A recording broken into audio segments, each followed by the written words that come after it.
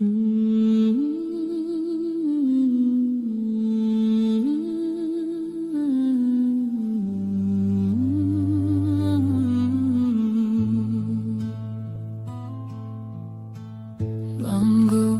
whisper through the trees, cold winds carrying their pleas. Lives ended, stories untold, a heart of stone, a grip gone cold. They said it was him, they swore it was clear, blonde hair like smoke, the devil near.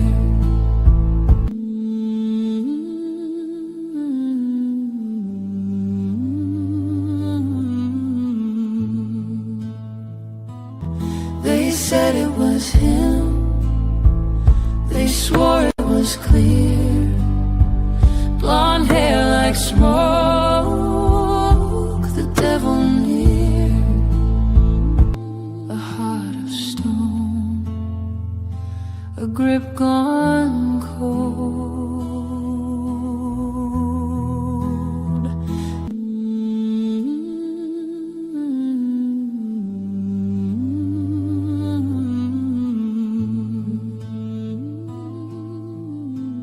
Mongoose whisper through the trees, cold winds carrying their pleas. Lives ended, stories untold. They said it was him, they swore it was clear, blonde hair like smoke, the devil near. They said it was him, they swore it was clear, blonde hair like smoke, the devil near.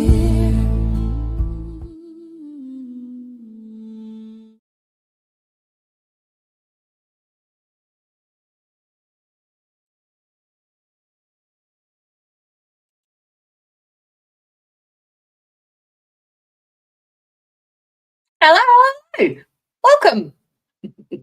Fancy meeting you here. G'day. Oh, there we have microphone. I apologise for the delay. Welcome to the Defence Risks.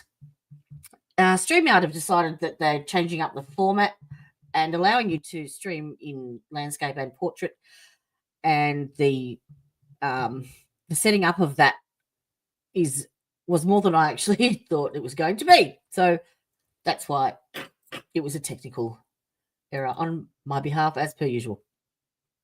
So I apologise and welcome. So today, Martin Bryant, back to the Port Arthur Massacre, which occurred in April 1996. And Martin Bryant has been convicted of the 35 unalivings at the massacre. It's still today Australia's biggest mass murder. And in researching this particular case, it's extremely evident that there were corners cut and information relayed had been somewhat adapted. Let's just put it that way. So tonight I started to watch a presentation that another content creator had done, and no shaming here or anything like that.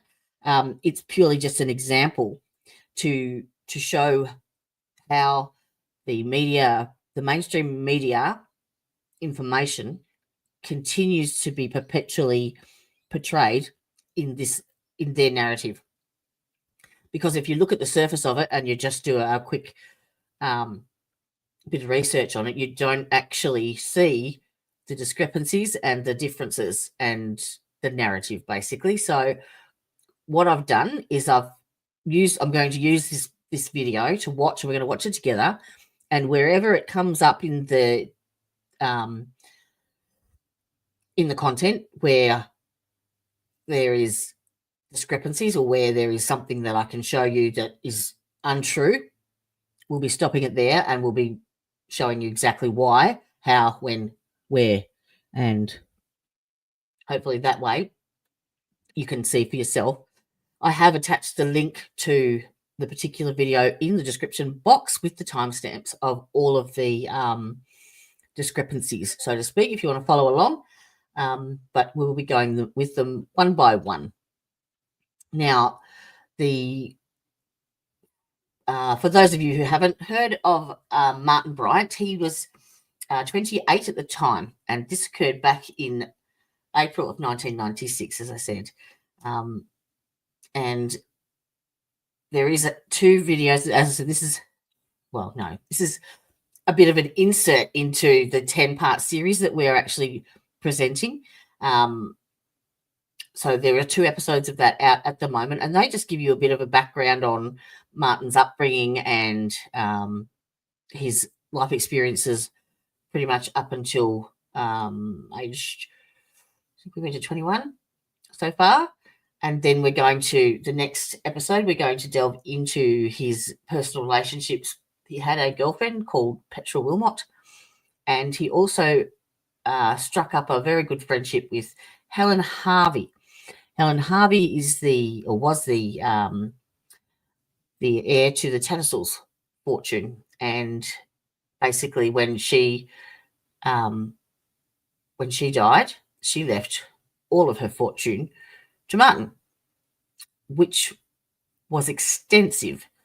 And that's another thing that the media has not particularly been keen to share. They've documented her net worth at his inheritance at about $625,000. So it's a lot of money in today's day and age, but back in 1996, it was obviously a lot more, so to speak. But they didn't include the actual shares, the income shares for the Tattersalls fortune. So there is a suggestion that her net worth could have been somewhere up to the amount of like 28 million. So we're going to be following the money on that one. And when Martin was arrested and charged, he basically has an IQ of 66. So his mental capacity is that of a 10-year-old, basically, and he was deemed unfit to manage his own finances. So the state trustees had a guardianship hearing, and they took over the management of his finances. And from that point on, the money disappears. So it certainly wasn't given to the victims of crime. They did not receive any compensation from that amount of money. They've received very little, actually, and we'll discuss that when we watch some interviews with some of the victims and the survivors and family of survivors, and might I add, who categorically denied that Martin was the shooter, basically. So a victim laying on the floor who has been shot, pretending to play dead whilst the shooter steps over them, comes forward and says, wasn't Martin. What have they got to gain out of that? Just putting that out there. All right. So without further ado, let me try and make sure I'm saving this and sharing it properly to both presentation aspects. It's really bizarre how they've set up this new format because you can see yourself twice, but we'll give it a go nonetheless. Okay, add to stage.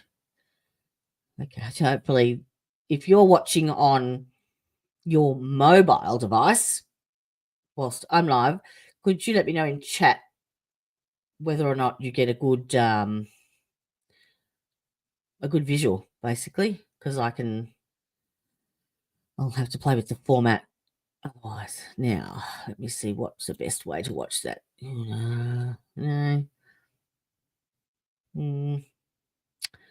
Maybe I'll do a picture in picture. What's about that?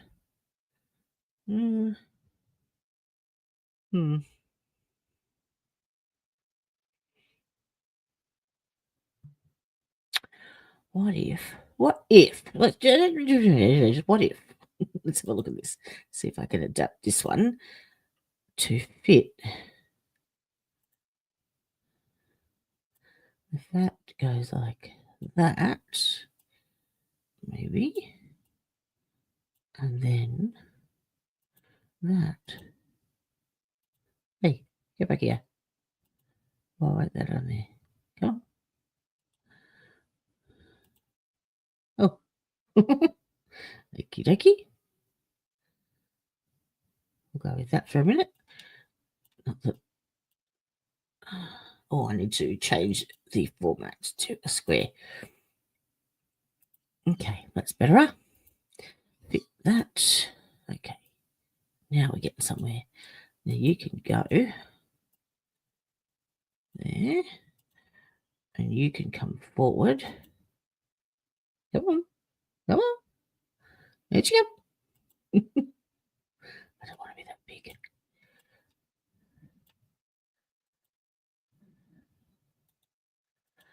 Why isn't that working? Forward. Okay. And that's better. Okay. Where there's a will, there is definitely a way, apparently. And it's my story and I was sticking to it.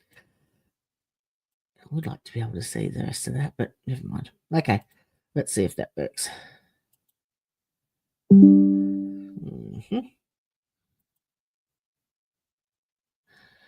That doesn't appear to be the one that I just created.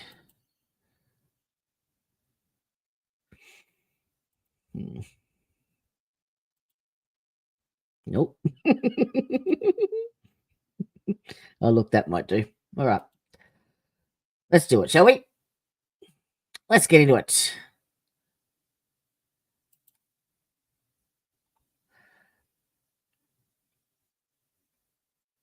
'28th, 1996, in the city of Hobart, on the island of Tasmania, Let me know if you can all hear at that. the end of the world.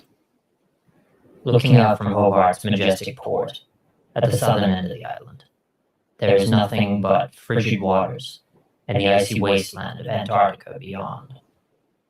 And although Tasmania's dimensions are distorted on a globe to look larger than it really is, you can fly over the entire island in about 30 minutes. In 1996, Tasmania had a population of just 460,000 people.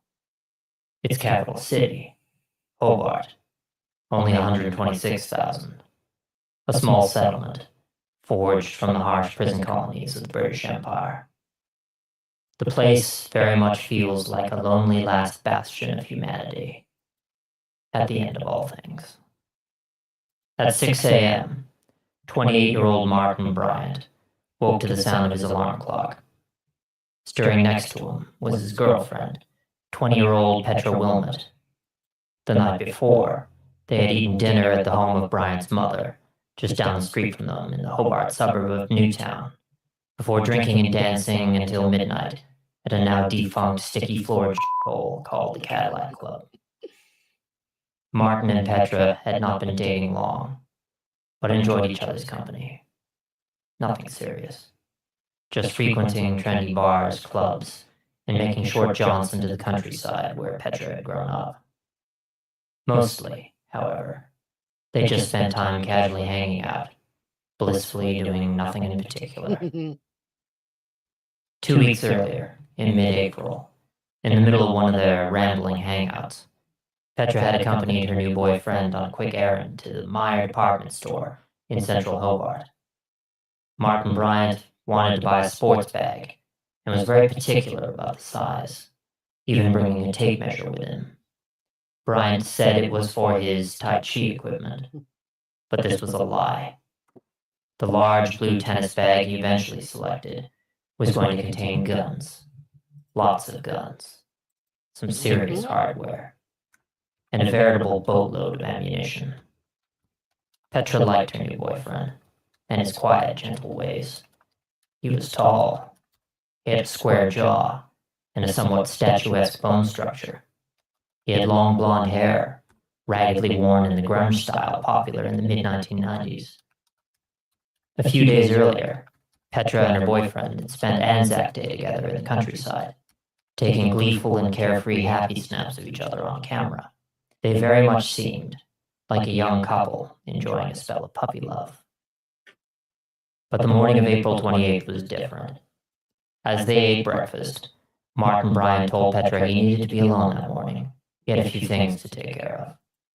But, he said, maybe they could hang out later that day. These words were hollow. He had no intention of doing so. Petra departed Bryant's house shortly after 8 o'clock. At precisely 9:47 a.m., Martin Bryant set his security alarm and stepped out into the chilly autumn air, because, of course, late April in the southern hemisphere signaled a slow descent into a rather gloomy Tasmanian winter, very different from the rest of Australia.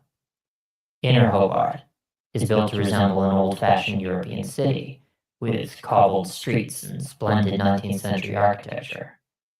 Combined with a much cooler climate than mainland Australia, and the roving populations of deer introduced by early settlers, you'd be forgiven if you thought back to reality. Get to the Inside stuff. was an AR-15 semi-automatic rifle, an SLR semi-automatic rifle, a bolt-action hunting rifle, and a Daewoo 12-gauge shotgun. The bag also contained 2 pairs of handcuffs, a long hunting knife, rope, several cans of gasoline, kindling, a camcorder, and box after box of rifle and shotgun ammunition. To be clear, a semi-automatic rifle is not a machine gun. You cannot just hold down the trigger and spray a torrent of death. It's one trigger pull, one bullet. Semi-automatic means that the empty cartridge is ejected and a new bullet loaded automatically, just as you would get from a typical handgun, allowing the rifleman to sustain a much faster rate of fire.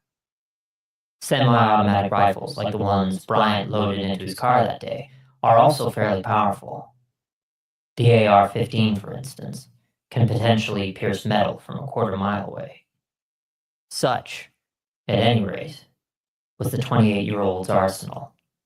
Not that Bryant had a license to own or operate any of these weapons.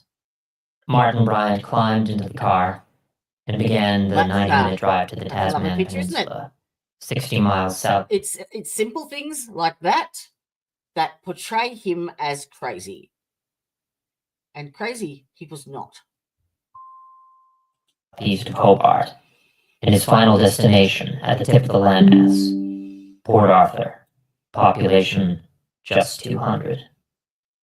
Port Arthur is a World Heritage Site and tourist spot because of its cluster of 11 ruined buildings that had once formed a 19th century prison, the Alcatraz of the Southern Hemisphere. Port Arthur was the place where British convicts who were already in Australia were taken if they reoffended. From 1833 to 1877, it was a prison for the hardest of hard knocks that employed a combination of corporal punishment and psychological torture. Several convicts just murdered other prisoners so they could be executed and no longer go on living in the place. Over 1,600 graves surround the prison. Only 180, those of prison staff and soldiers, are marked. On the day of April 28, 1996, over 600 tourists would wander amongst the ruins, all potential targets for Bryant's guns. Half an hour into his journey, Martin Bryant pulled into the small town of Midway Point and stopped at a convenience store. He bought a lighter for his gasoline and kindling. He did not even wait for his change. 15 minutes down the road, Bryant made another stop in the town of Sorel, where he inexplicably bought a bottle of ketchup. Then it was on to the town of Forset, where he pulled into a service station and bought a cup of coffee. Chatting with the station owner, Bryant said he was going surfing that day at Roaring Beach. The service station owner thought this was odd, because the conditions that day were calm, and there weren't going to be any large waves. That doesn't matter to A little further down the road, Martin Bryant arrived in the town of Tirana, where he topped up his car with fuel, and then pulled off the Arthur Highway and drove a short distance to the Seascape Guest House. It was a 2-story pink and white cottage that provided a stunning view of the Tasman Peninsula and the ocean beyond. Seascape was owned by David and Nolene Martin, aged 72 and 69 respectively. They had just waved off a couple of tourists who had been staying with them. Martin Bryant's yellow Volvo pulled up their gravel driveway at 11:15 a.m. David and Nolene were inside, cleaning up after their guests. Bryant knocked on the door of the cottage. He knew the elderly couple. In 1992, Bryant's father had tried to buy the Seascape Guest House, but the Martins had beaten him to the purchase.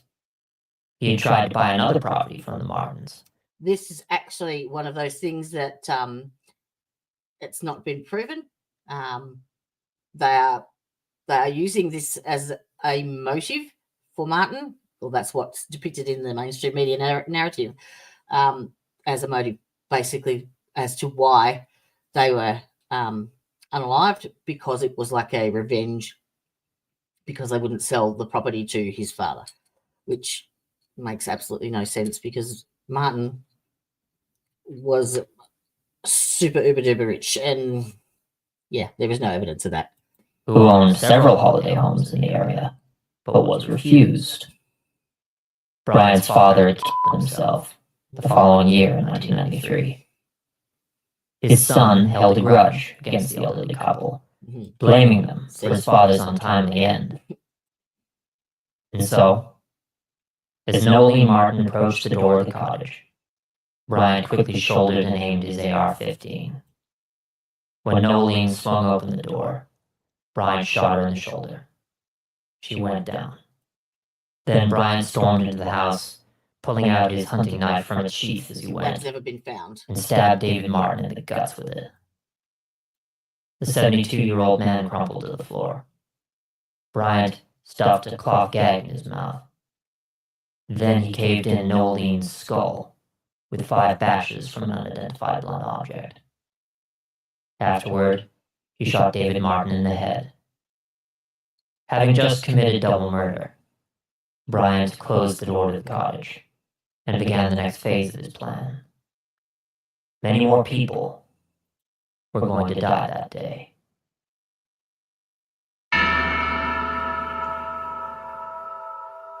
Meet Martin Bryant. Martin John Bryant was born on May 7th, 1967, I love the dramatic in effects. Hobart, Tasmania, to Maurice, a dock worker, and Carleen, a laborer in a chocolate factory. The birth notice in the Hobart Mercury newspaper described Martin as a bouncing boy, which in mid-20th century slang means the baby was healthy and full of vigor. As a newborn, Martin completely rejected breastfeeding, and as an infant, you are evil then. he was averse to any sign of physical affection from his parents. Once he started walking at 16. Now, if you want the actual full biography of Martin from birth, there is 2 videos linked to this playlist that give you the accurate details. I mean, he's got the dates and everything correct, but there are things in that people have that have been inserted basically to make him look like he's was born for this, basically. 18 months old, Martin Because he would didn't constantly try to escape the house, with his parents once finding him on top of the neighbor's chicken coop, That's true. and another time on a swing set, some distance away on the other side of the railroad tracks. Yep. As such, Carleen Bryant fashioned a harness and a leash, and kept Martin confined to the veranda so she That's could true. perform house chores. Otherwise, if she took her eyes off him for even a second, he would always try to escape. By the time Martin was 3 years old, his parents had become alarmed by his slow speech development and stunted motor skills. The young boy also seemed incapable of using his imagination to entertain himself, and any toys he was given he would simply destroy.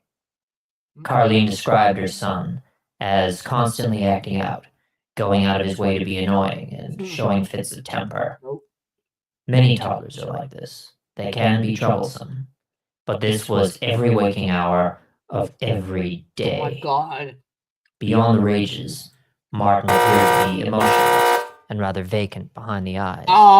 And, again, he had no time for kisses or cuddles from his mother. He's a monster.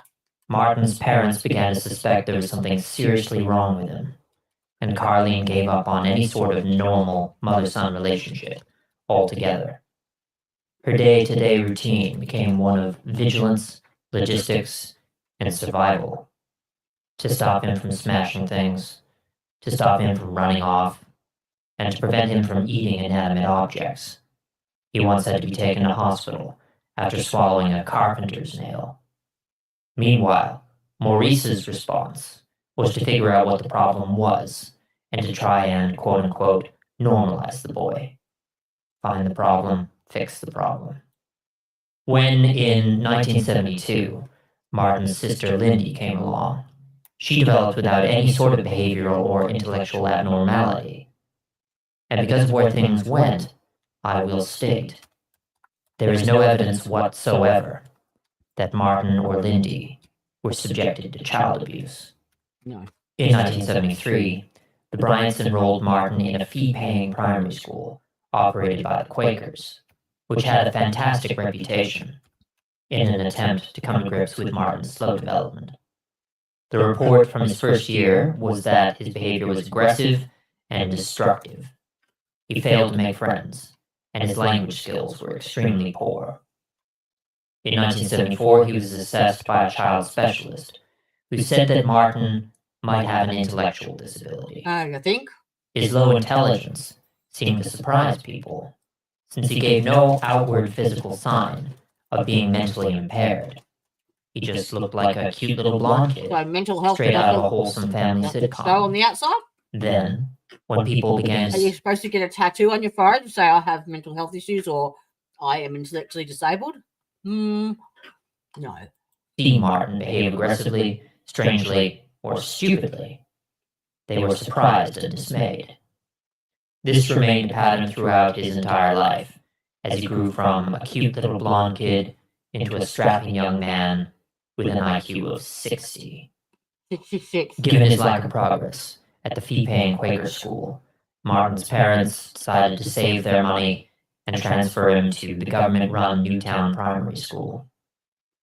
Martin's efforts to make friends there were interpreted as aggravating rather than endearing, such as his common practice of sneaking up behind other students and jumping on their backs. As a result, Martin was a loner and sometimes was bullied, with gangs of students chasing him through the streets after school until he burst into tears.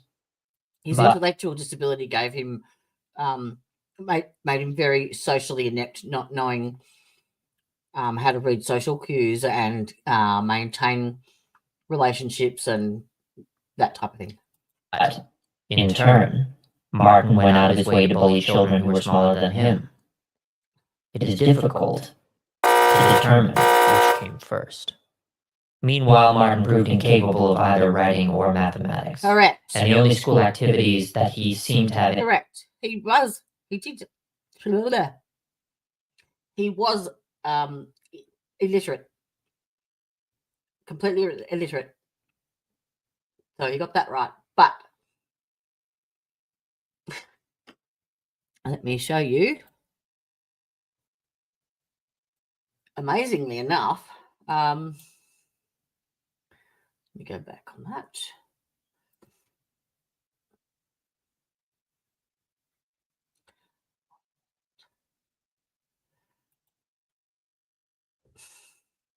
Maybe I didn't save it.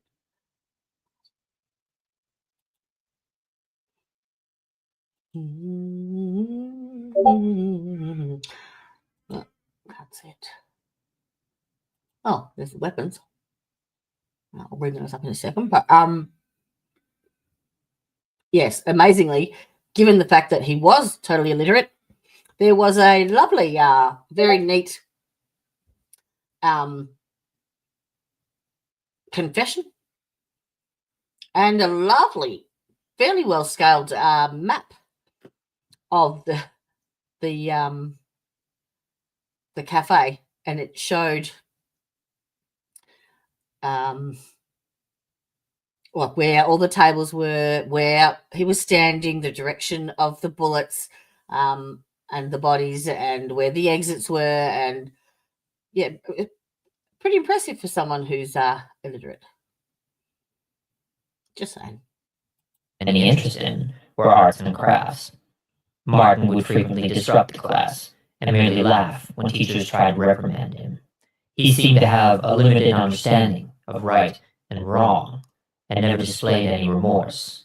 The teachers would often wind up kicking Martin out of the classroom so they could just get on with the lesson, and Martin would spend the rest of the day in the halls or the playground or just wandering the neighborhood. One time, at a swimming class, Martin removed a snorkel from another boy while the boy was diving, nearly drowning him. In 1977, in grade 4, Martin was given a 2-day suspension for disruptive behavior, during which his parents got him assessed by a child psychologist. The report reveals that Martin not only had an intellectual disability, but he had been torturing animals. Combined with the rejection of all parental affection, the emotionless behavior. Okay, that's big one, number one.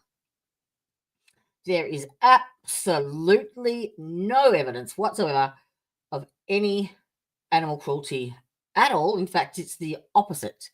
So, let me switch this back. Maybe not. Oh, let's see what that does. No.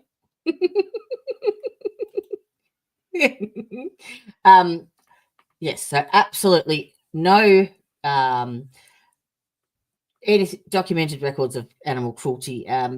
He actually loved animals. You see in his police interview, they were talking about the guns and, where he used to go and practice learning to shoot and what have you, do practice shots. And he explained to them that he used to go up to this bush spot and practice up there. And they asked him what he used for his targets.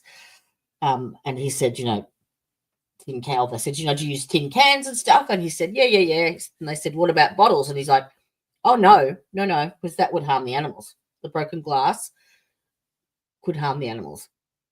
So he knew enough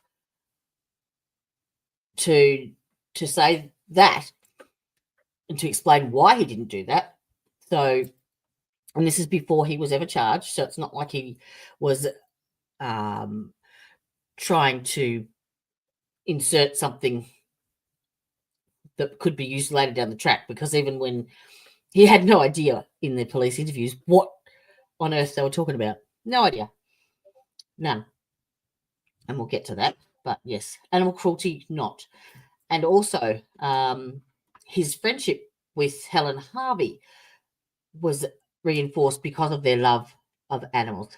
And she actually was quite an eccentric recluse, and she had lots and lots and lots of animals. And there came a time where the council actually had to come in and remove some of them because the living conditions there were subpar, let's say. There was no cleanup of the fecal matter of these animals. And I think she must have had something like 40 cats in her garage. Yes. So no animal cruelty. Okay. That is big one, number one. And the inability to relate to others. It seems quite clear in retrospect that Martin was a congenital psychopath, born without the capacity to feel empathy or put himself in the shoes of others. No compassion, no remorse. And while congenital psychopaths never, ever, ever in any of his psychiatric evaluations is there any record of any psychosis or schizophrenia or psychological diagnoses of that nature. Basically, none. This is conflation from the media. Past like Ted Bundy Oh, eventually learned let's to make a aid. comparison to a serial killer, shall we? Let's just make it. And this is how mainstream media gets their point across. And the more you say it, the more it's assumed as fact. And it's not. In fact, it is Bullshit. Bullshit. Mm-hmm. Okay. Now let me find where that my there we go. Ooh, no. Ooh, no. I lost my spot again. That'll do. Human emotion and manipulate people in order to get what they want. Martin Bryant had an intellectual disability. Correct. He'd forever be a low-functioning psychopath, Still a psychopath. never fully understanding others, quickly wearing out his welcome with new acquaintances, seeing no problem with cruelty or crime if he could avoid punishment. He was an overgrown toddler, randomly engaging in mindless acts of aggression, indulging in selfishness and half-baked lies, and never fully comprehending right and wrong, or the consequences. Bullshit. of his Bullshit. actions. In 1979, when Martin was 12 years old, he made it onto the local news, but not in a good way. Martin had been taken to hospital with severe burns, allegedly sustained from playing with fireworks. The burns were so bad that Martin was missing several weeks of school. The initially sympathetic reporter asked. Now that's important to remember, actually, because you saw what Martin looked like in the hospital bed just then, and they actually labelled that as severe. Now, after the Seascape Cottages, Martin actually had severe third-degree burns to his back, or actually to quite a bit of his body surface, but his hospital stay was 6 days. 6. So this gentleman is saying that, let's have a look at the picture of him in hospital again so you can see. Yeah, looks like severe burns to me. It was playing with fireworks, so he would have got a few spots and what have you on his face and arms. And that was enough to have a few weeks off school.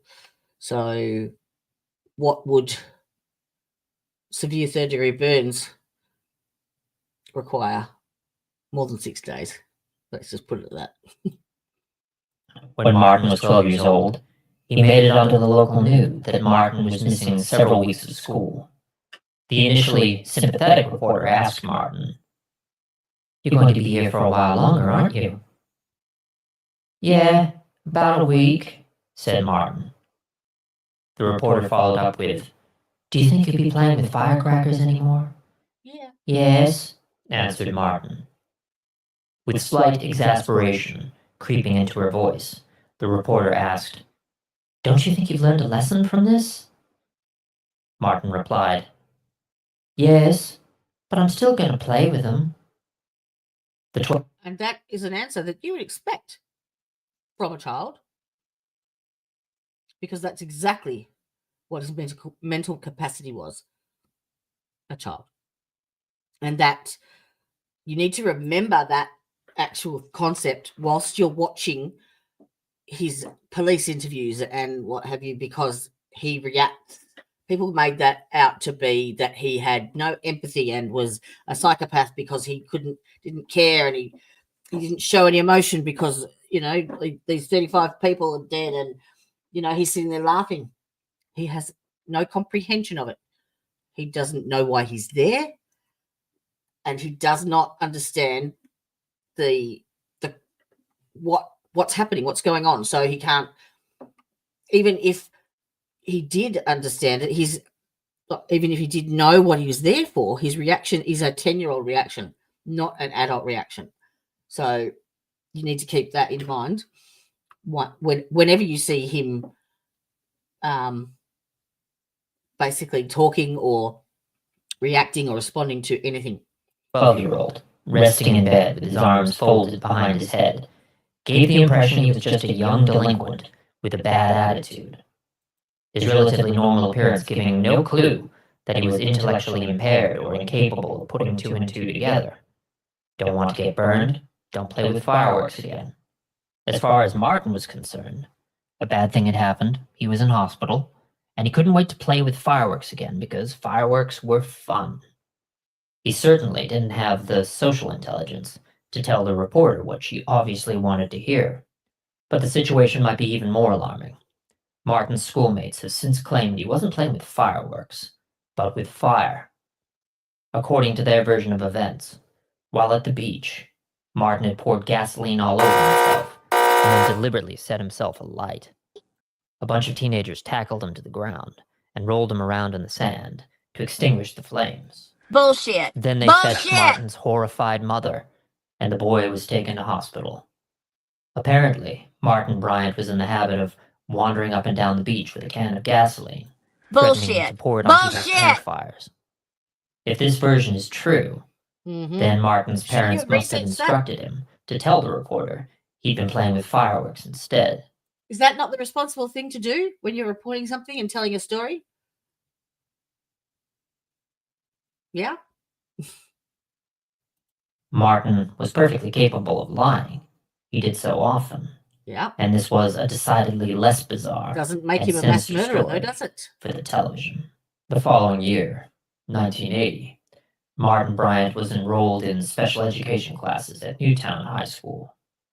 Special ed, when it's good, can help students with a variety of limitations to reach their true potential.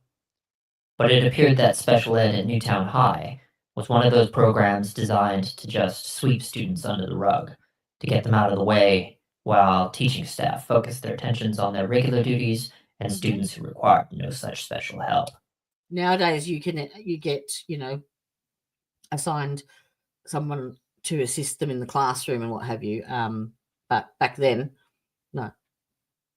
He should have had a formulated, he should have been formally assessed on how he learns, because a lot of people learn different ways, especially with what I believe is probably an undiagnosed ADHD. And again, back those days, they didn't know a great deal about that.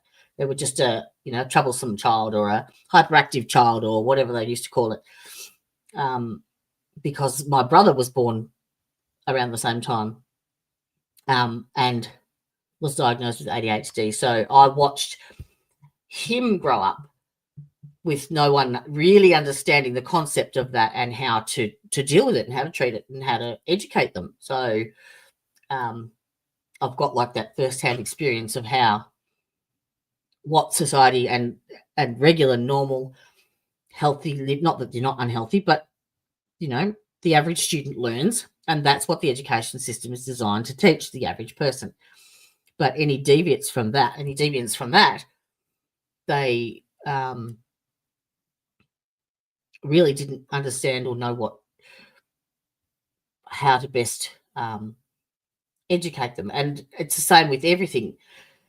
Every personality is different, and even though you may have a diagnosis of something like ADHD, you may not learn in the same way as the next person diagnosed with the same thing, because we're all individuals.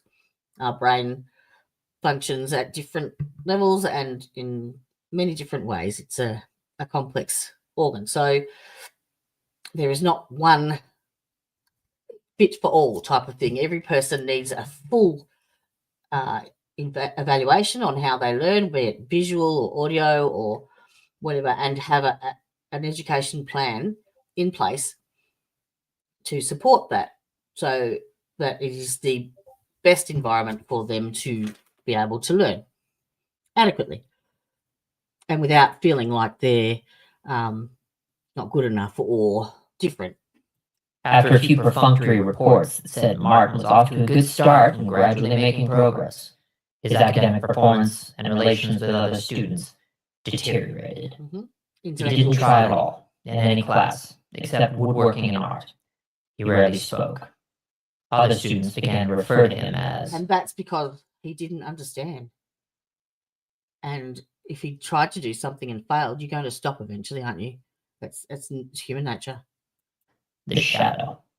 He did have some nasty... In 1981, for Martin's 14th birthday, his father made the mistake of giving him an air rifle. Martin became obsessed with it. He would hide in a nearby creek and fire the gun at passing cars.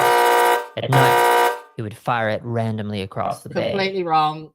The neighbors once saw him shoot a parrot out of a tree, walk up to it, and then shoot it several more times in the head until the bird's tiny... That is all bullshit. The whole lot. Absolutely all of it.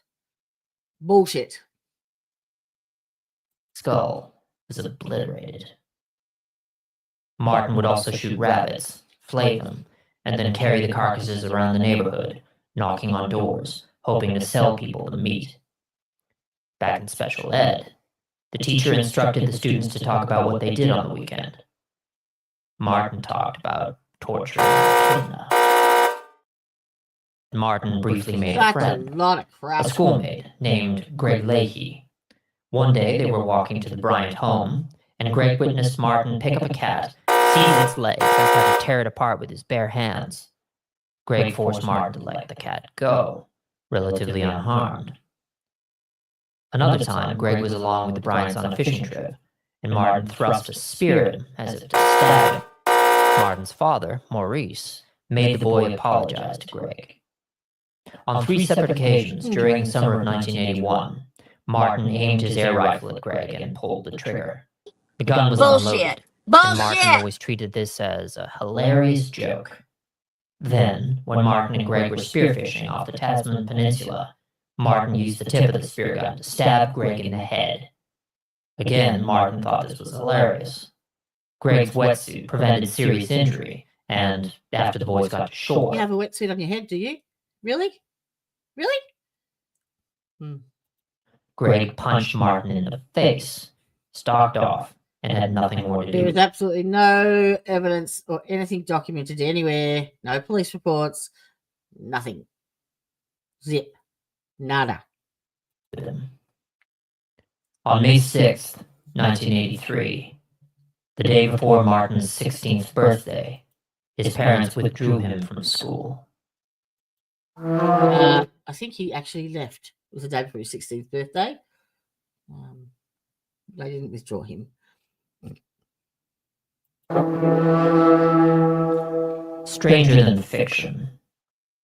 For the rest of 1983, Martin Bryant laid about the house watching TV, occasionally going out to fire his air rifle or torment some animals. His father's attempts to find an entry-level unskilled labor job proved fruitless. So at this point, his father has become his carer, basically, and takes over a lot of the supervision of him because Carleen could not control him. Martin made a bit of pocket money by doing very basic handiwork and gardening around the neighborhood. Correct.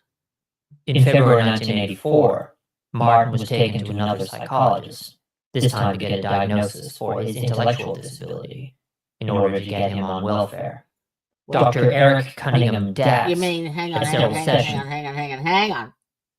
Welfare, like it's a handout, like it's a bum. No. In fact, it was called the Disability Support Pension. There is a difference.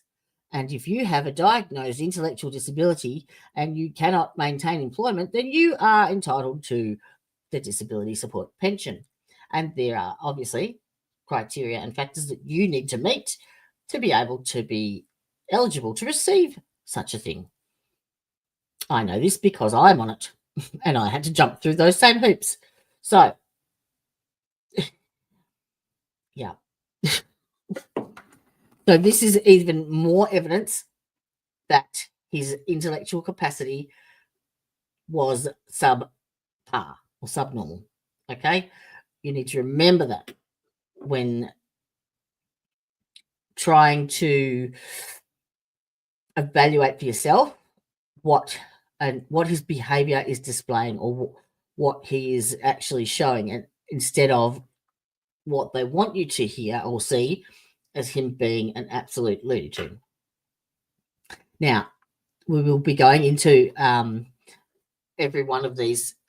He had, I think, 4 or 5 psychological assessments, and Cunningham Dax was one of them. And he was pretty sure he was the one that diagnosed the intellectual disability, or no, personality disorder, severe personality disorder, I think.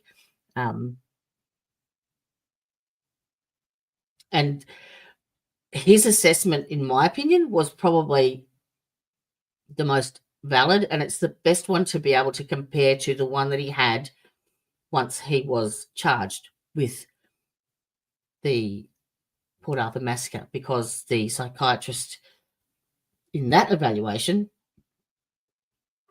compared to the one he had with Cunningham Dax. And that Dr. Eric Cunningham Dax was a very well-renowned and groundbreaking psychiatrist for that time. He'd come out from the UK, and there are quite a number of things that he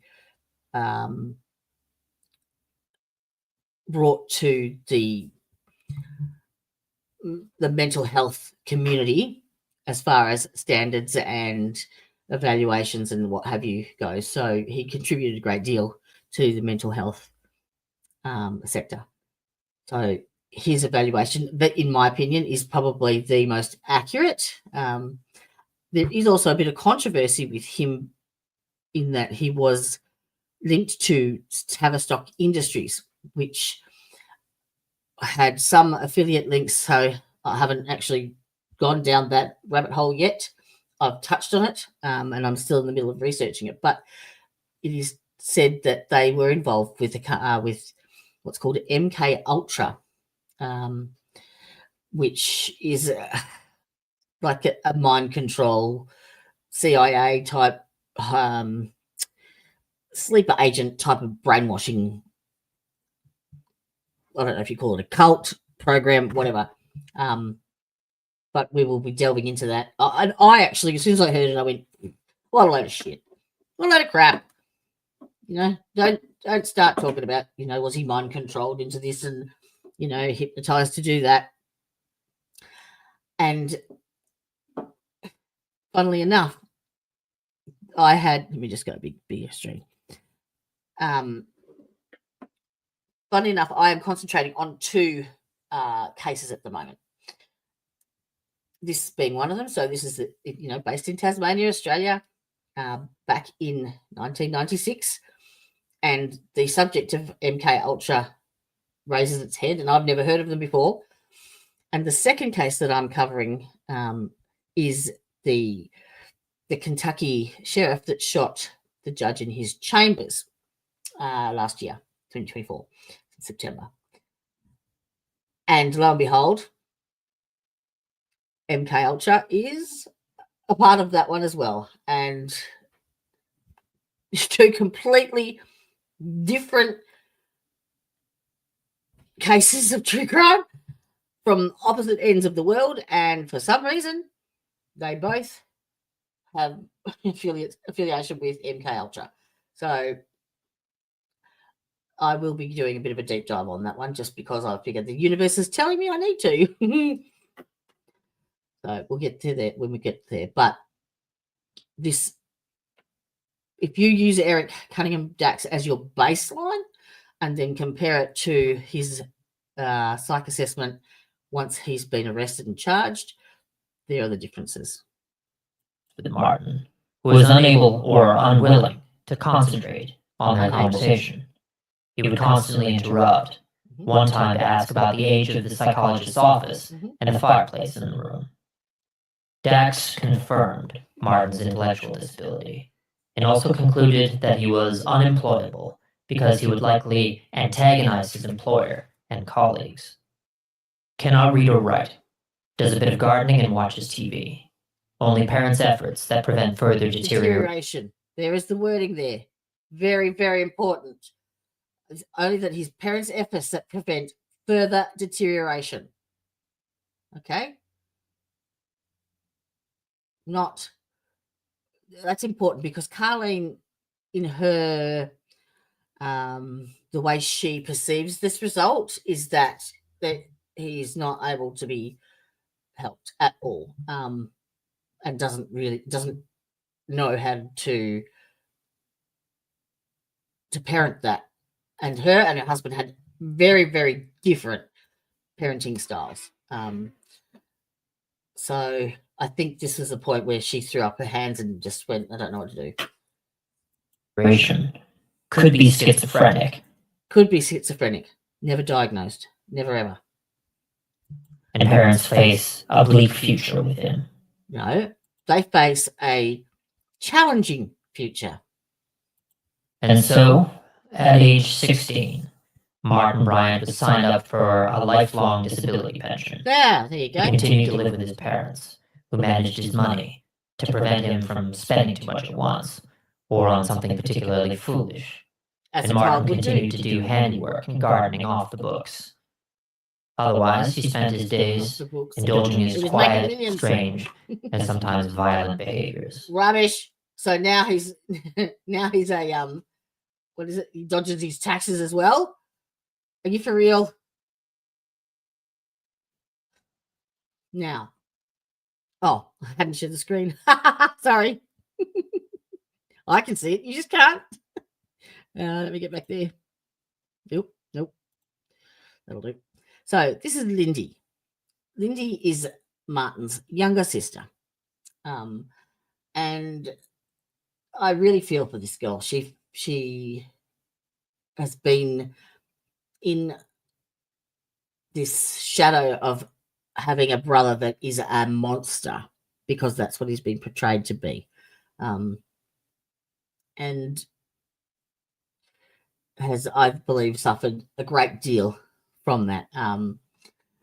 So much so that she's basically, you cannot find her anywhere.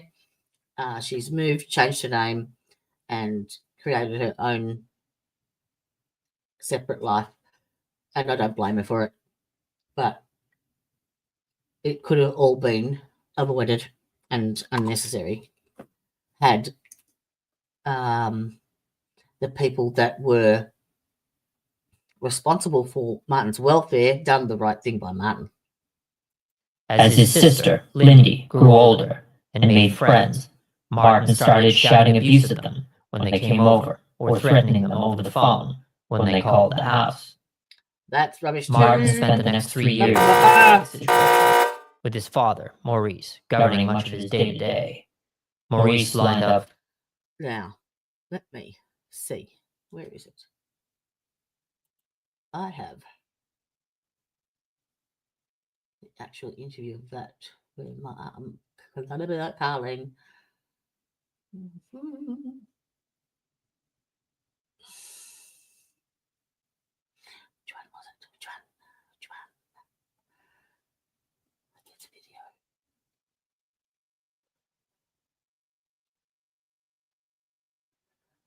You keep watching and I will find this video. Various odd jobs for Martin, and tried to keep the boy out of trouble. And it was a mammoth task, requiring his father's constant vigilance and reprimands. But unlike many of Martin's former teachers, the boy usually did what Maurice told him to. In early 1987, when Martin was 19, he was walking through his neighborhood when he spotted a large house at 30 Clare Street with a horrendously overgrown garden. He walked up to the front door, knocked, and offered his services. The woman who answered the door was 54-year-old Helen Harvey, one of the heirs to the Tattersall lottery fortune. The Tattersall lottery was founded by George Adams, who became immensely wealthy from his cut of the ticket sales, the significant portion of each draw not handed over to lotto winners.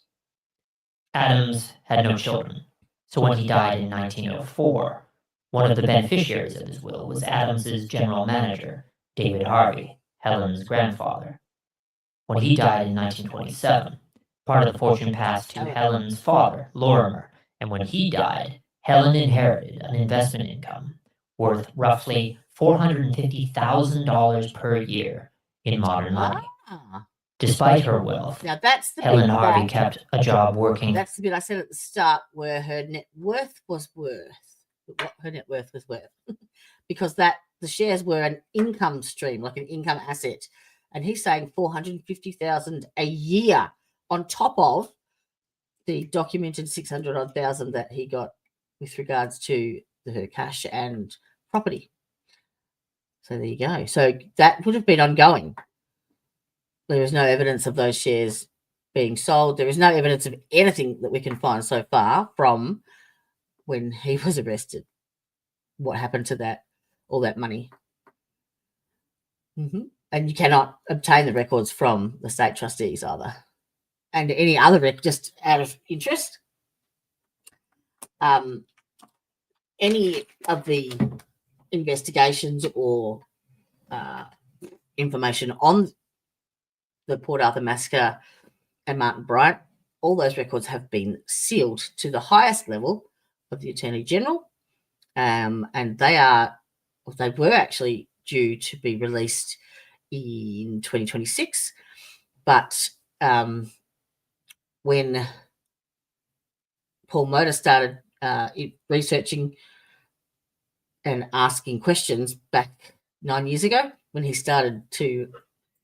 wanted actually to do a documentary on Port Arthur, and so started his research and found that a lot of the things didn't add up. And 9 years later, he's still doing it. So yeah, when he started poking around, they extended the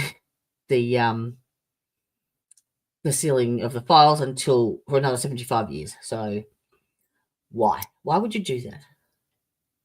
And it's not to protect the victims. For Tasmanian Railways for a few years until, in 1961, at age 28, she quit to spend the rest of her life living alone with her mother Hilza at 30 Clare Street. The two women became recluses, hoarders, and kept literally dozens of cats and dogs. In 1987, when she met Martin, 54-year-old Helen Harvey was viewed by locals as a harmless eccentric. She'd pop down to the shops and chat with the clerks about how she used to be friends with Errol Flynn or Rock Hudson. She didn't bathe. She stank. Gross. And she was missing several teeth and was highly obese. Oh. Back home, she and her 76-year-old mother lived in the most appalling squalor. Helen hired 19-year-old Martin Bryant to clear her yard, a task that took several days, and then to regularly mow her lawn from that point forward. He was also tasked with feeding the 17 dogs that lived in the house and the 40 cats that inhabited the garage. Martin was not asked to clean, and the house remained highly unsanitary, with dog shit and random trash all over the floor, the stench of rotting meat, and dirty dishes in the sink that were never cleaned. One bowl in the microwave accumulated so much mold that it had grown out of the bowl, out of the microwave, and spread across the wall to the vent above the oven. Helen and Martin struck up a bizarre friendship. They began taking day trips all over Hobart together, and people began to assume that Martin was Helen's son. And in case you're wondering, according to all available sources, Helen and Martin did not have a sexual relationship. I'm glad but she lavished gifts on him. This included cars. So friend. Helen and Martin would walk into a dealership, and Martin would point to the car that he liked, despite not having a driver's license, and Helen would pay in cash. Then, a few weeks later, they'd sell the car at a loss and buy a new one.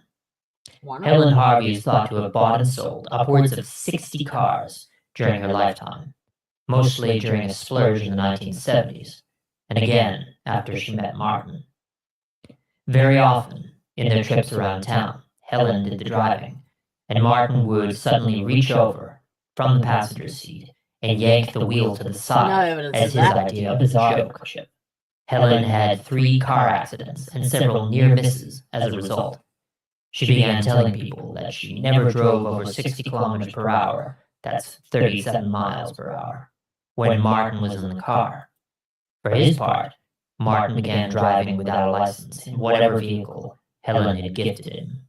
In 1990, Martin stormed out of his house after an argument with his father and went to live with Helen and her mother Hilza full-time. In June of that year, someone tipped off the health authorities about the state of 30 Clare Street.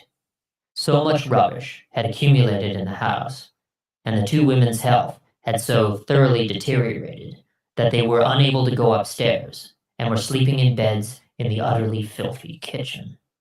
During the day, Hilza Harvey would sit in a rickety old chair, wasting away, staring into space, and drooling on herself. Health agents arrived and quickly called an ambulance. Paramedics had to do an obstacle course over old furniture and piles of junk. Hilza had a range of illnesses and a broken hip. Helen had several infected ulcers. Hilza was hospitalized for a few weeks, then taken to a nursing home, where she died shortly afterward, at the end of July. Helen was treated for infected ulcers and eventually made a full recovery. The RSPCA removed the cats and dogs from the house, and Hobart City Council ordered a mandatory cleanup of the place. The task fell to Martin and his father, Maurice, who took long service leave from his job at the docks. The cleanup took 3 months. They filled several dozen skips, that's to say, dumpsters, with garbage. They used gardening tools to scrape the dried layers of grime, mold, and other filth from the walls and floorboards. Once the house was completely cleared out, Helen and Martin moved back in together and began accumulating junk again. The cycle at 30 Clare Street began anew. The odd couple also went through a dozen more cars.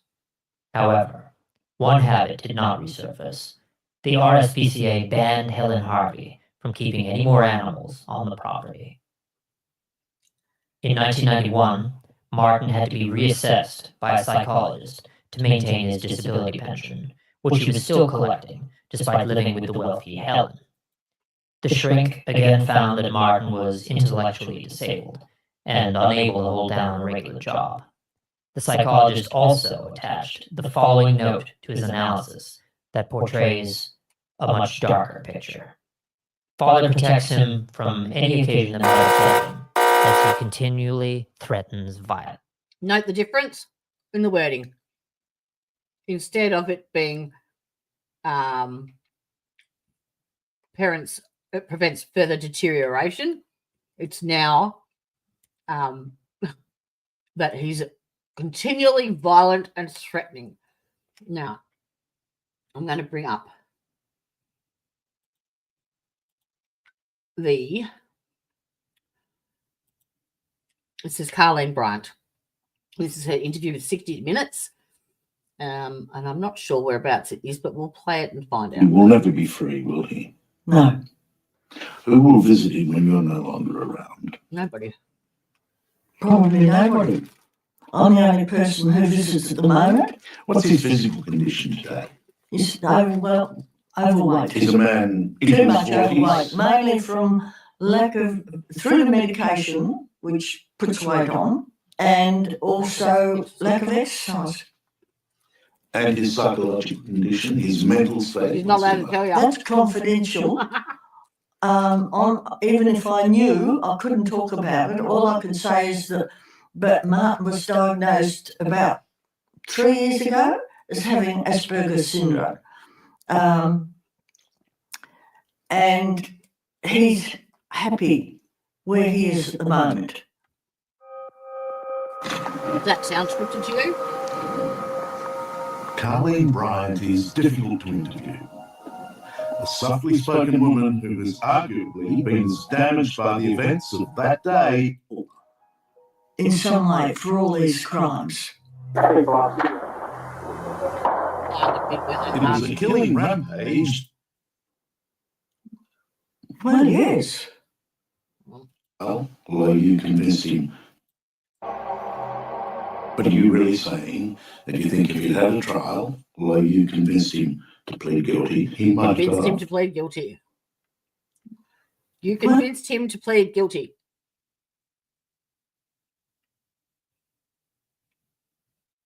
Really? 5.5 months Martin was incarcerated before, once he was arrested and charged. And he was pleading not guilty until his own defense attorney, John Avery, coerced him into making a guilty plea. And he did so by using his mother. He made his mother tell Martin that if he didn't plead guilty, that he would not see her or his sister again.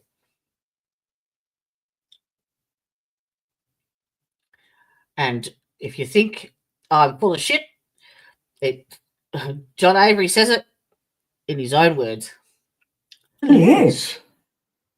Is that Because Martin always, when he was questioned, Hey, well, does he want?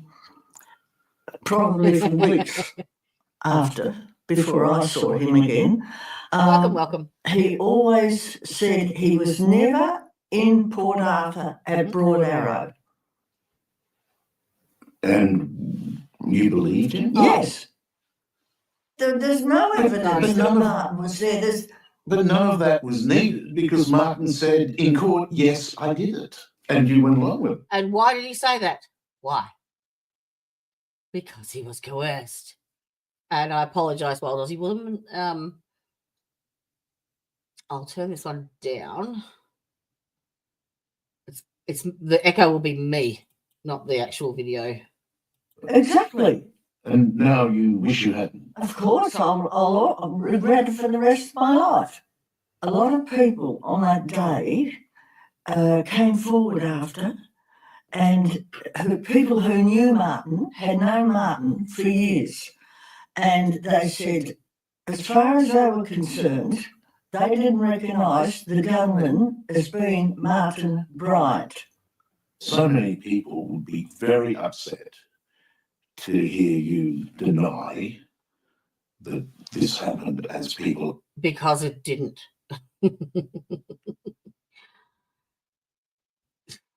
Understand it happened. What do you say to that? But there's also a lot of people that realise that Martin didn't have a trial and that there was no evidence Whatsoever. proven Mhm. whether he was the gunman. But did you ever get the chance to ask him, did you do it, son? Did you ask him that? I did, but I didn't get any answer. He And then hasn't after that, he talked doesn't about want to it. see you. No, that's right.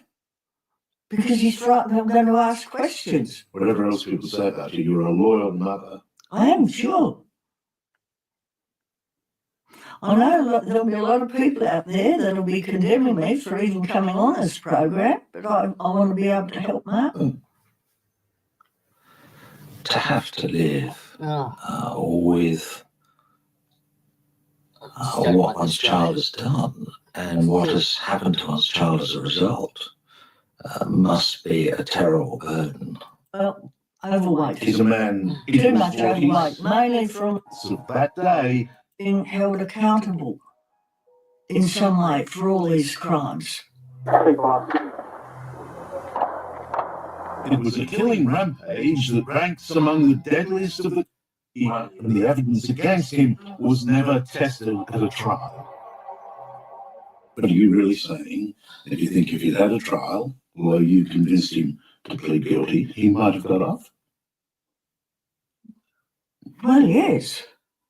There is somewhere in this Because Martin interview. always, Maybe it's here. yeah, I don't know, with terrible frustration. Martin was different, I'll put it that Oh, way. it's here. But as far as abusing people and being Oh, it is nasty, here. All right. So this is what that the other content creator is telling you about him being cruel and threatening other people. This is the actual explanation as to that. no. How is it that your view is so different from the one that has been so go back. widely reported? With terrible frustration. Martin was different, I'll put it that way. But as far as abusing people and being nasty, no. How is it that your view is so different from the one that has been so widely reported? Because the one that's Well, widely I mean, reported is incorrect, and it is done with an agenda. Hello. The perfect Patsy. His mother, I know what he was like. Yes, he was annoying, like most boys are, especially with their sisters. But as he got older and Lindy started bringing a few friends home, they would bring her up, he started turning very nasty towards them. And what form did that take? He just shout at them and tell them not to ring That's nasty. anymore. That's nasty. And abuse them if they came there to the house. So Did you have any? that's nasty and threatening. They've conflated that into something that Roswell says. Where is she? Where's Lindy on here? Come on. PCA banned Helen Harvey from keeping any more animals on the property. There. Spent the next 3 years in this living money by doing very basic handiwork and gardening around the neighborhood. In February 1980, parents' efforts that prevent further deterioration were threatening them over the phone when they called the house and So this gardening is what off the it's evolved books. to. Otherwise, he spent his days indulging his quiet, strange, and sometimes violent behaviors. Not violent. As his sister, Lindy, grew older and made friends, Martin started shouting abuse at them when they came over or threatening them over the phone when they called the house. Martin spent the next 3 years in this living psychologist to maintain his disability pension, which he was still collecting despite living with the wealthy Helen. He can collect a disability pension. He is not in a relationship with Helen. He is a single man, and despite whether or not she showers him with gifts, has no impact whatsoever on his pension. Simple as that.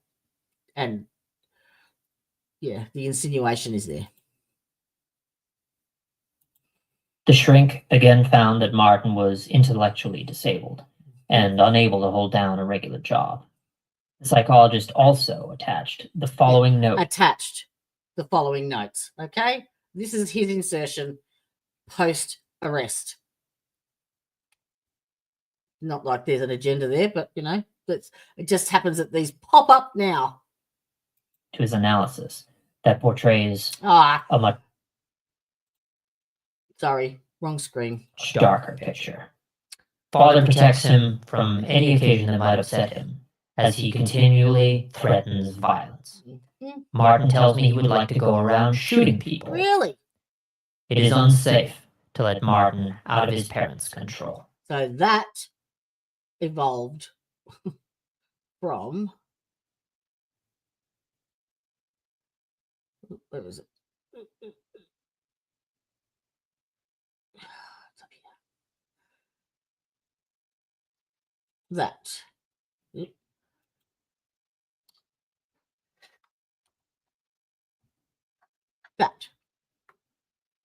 Okay, there's a difference.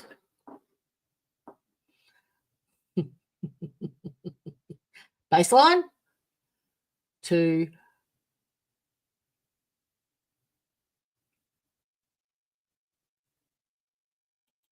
bullshit. From baseline to bullshit.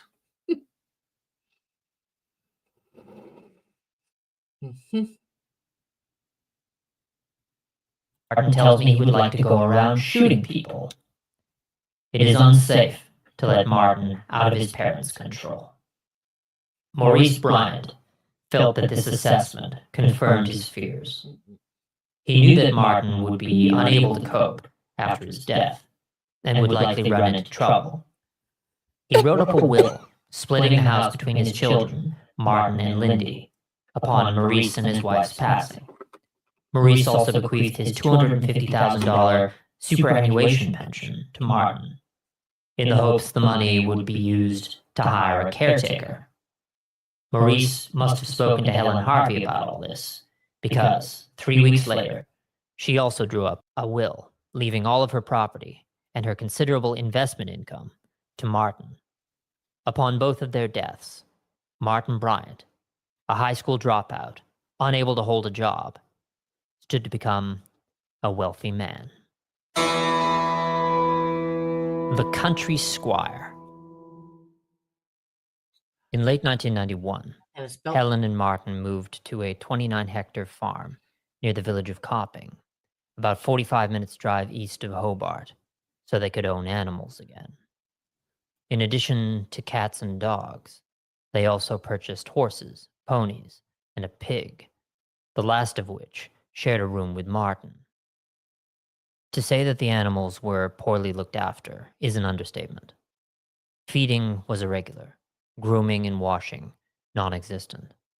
Neither Helen nor Martin knew what they were doing. Feces inevitably piled up. One local spotted a herd of horses starving in a bare paddock, while the paddock next to them was green with grass. On their frequent trips into Copping, Helen and Martin would leave a gaggle of cats and dogs in the back seat. More than once, locals saw a pony relaxing in the back of the car instead. Meanwhile, Martin started dressing in tweed blazers like a country squire, topped off with a silk cravat, lizard skin shoes, and a Panama hat. When the neighbors, Mrs. Featherstone and her 16-year-old daughter, arrived at the farm to greet the new arrivals, Helen invited them inside and instructed Martin to make them a cup of tea. He did so, served it to them, and then promptly told the two women to get out. Helen told the Featherstones to ignore him, but they quickly finished their tea and left. Following them outside, Martin said to the women, "Don't come back here again, or I'll shoot you."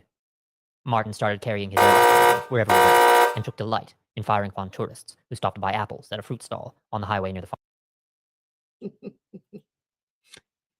like how they put that picture up just to make sure that you get the message that he's a psycho.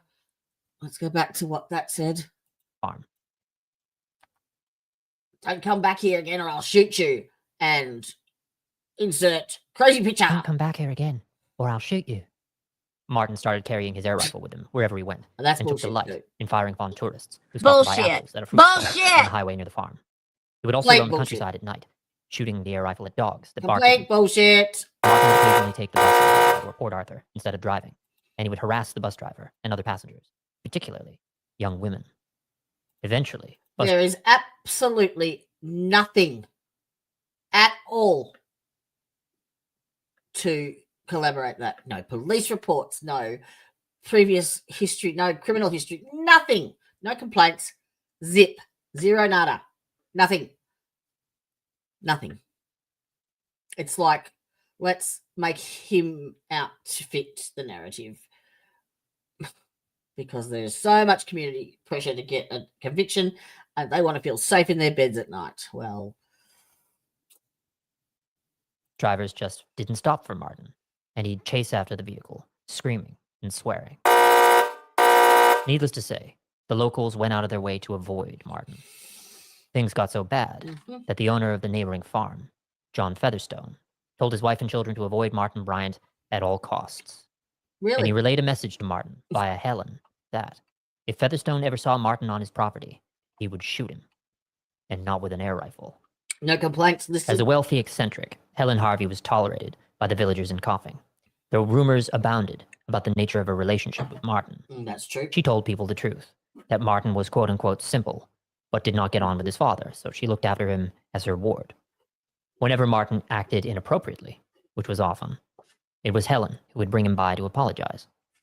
Sometimes Martin would say sorry, but didn't seem to mean it, and sometimes Martin would simply shake the person's hand and Hello. not utter a word. The rare visitor to Helen and Martin's farm, those who were not threatened with Tis violence I. or ignored it, noticed that the place was a mess, with animal feces and trash on the floor, and with fat wads of cash strewn around the house, on bookshelves, Fat and in wads of empty cash. ice cream containers. Sounds like my house. Fat wads Although of cash Helen was the more strewn harmless around. of the two, the general consensus around Copping was that both of them were nuts. After nearly a year of this, On October 20th, 1992, Helen and Martin were returning by car to Copping after buying groceries and animal feed in the town of Sorel. They had 3 dogs in the back seat. Helen was driving. About 2 kilometers from the village, the car suddenly veered into oncoming traffic and smashed directly into another vehicle. Helen's neck was snapped, and she died instantly. Martin. Now, before he says any more, I haven't seen this, but I guarantee you, he's going to say that it was Martin's fault. He caused the accident, and she died under suspicious circumstances. But they forget he spent 7 months in the hospital because he sustained severe injuries from the accident also. Received severe neck and back injuries Yeah. and spent 7 months recovering in the hospital. Look. 2 of the dogs in the back seat were killed, Yeah. and the other one survived with minor injuries. Although this has never been confirmed, it is likely that Martin had caused the accident by doing Told his ya. bizarre joke of suddenly yanking the steering wheel while Helen was trying to drive. Never been It would confirmed. explain the car suddenly careening into traffic. At given- least he said that. At least. It's never been confirmed. Most people don't. They just go in and fill it full of bullshit. That Martin could also have been killed. It was unlikely Yes. to have been attempted murder, but rather Martin had acted erratically, without full Possibly. understanding of the consequences. Exactly. he always Because why? Because he was of mental capacity of a 10-year-old. At a stroke, 25-year-old Martin Bryant became a wealthy man, inheriting Helen Harvey's domestic real estate assets of $1.2 million. Now, whilst you hear this, just think to yourself how terrible his life must be with all of these things. In modern money, along with a huge investment income of $450,000 a year. While Martin recuperated in hospital, Maurice took over the running of the farm, cleaning the place up and disposing of most of the animals, either by selling them or shooting them.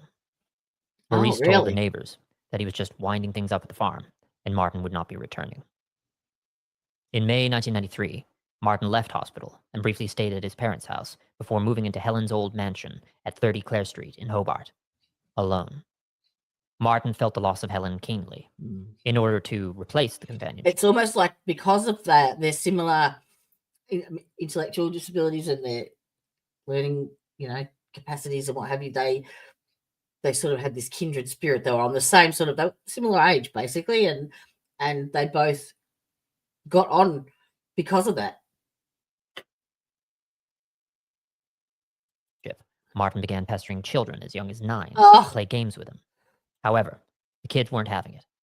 One neighbor recalled, the kids were wary of him. They understood instinctively that he was someone to stay away from. It was just a little Bullshit. scary. Bullshit. In the aftermath of Helen's death, Maurice Bryant fell into a depression. The burden of dealing with his increasingly deranged son had fallen solely on him again. Yeah. He visited a doctor and got a prescription for prothidin, a tricyclic antidepressant. Maurice also made Tricyclic. moves to remove his son's Tricyclic antidepressant. You mean tricyclic? Tricyclic. control over his considerable fortune.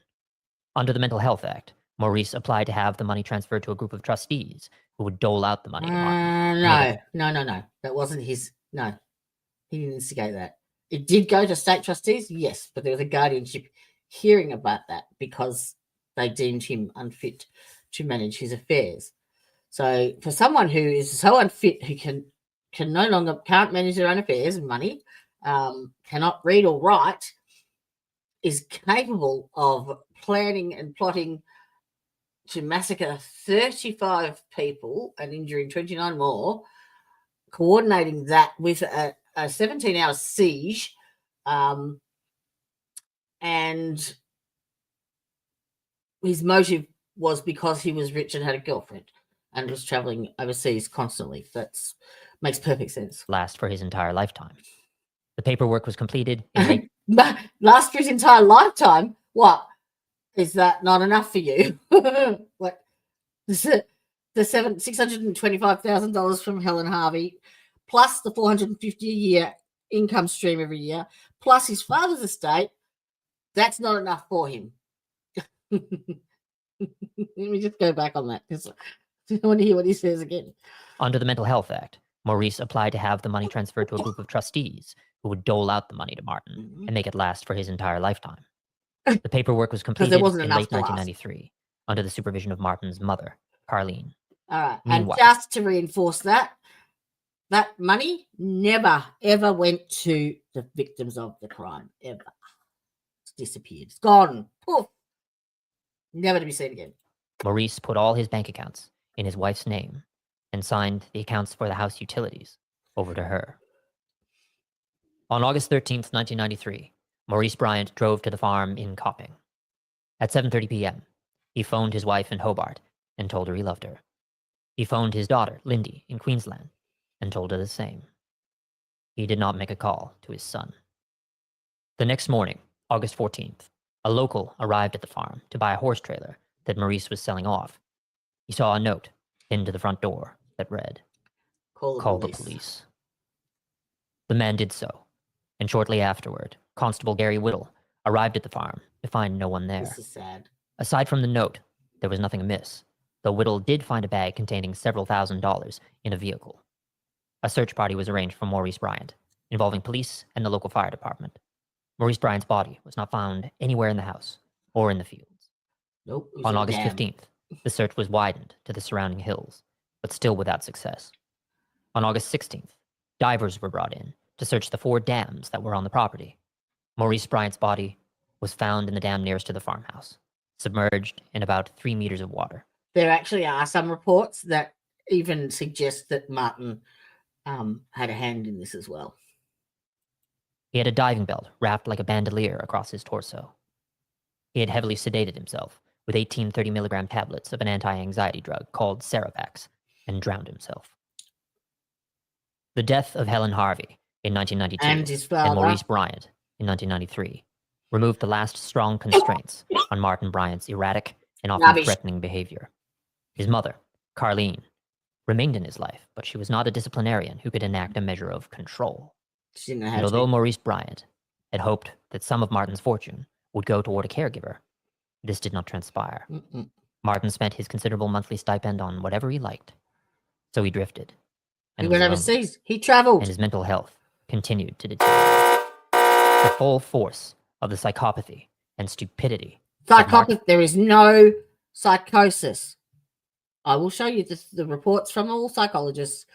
They all state there is no episodes or evidence of any psychosis whatsoever.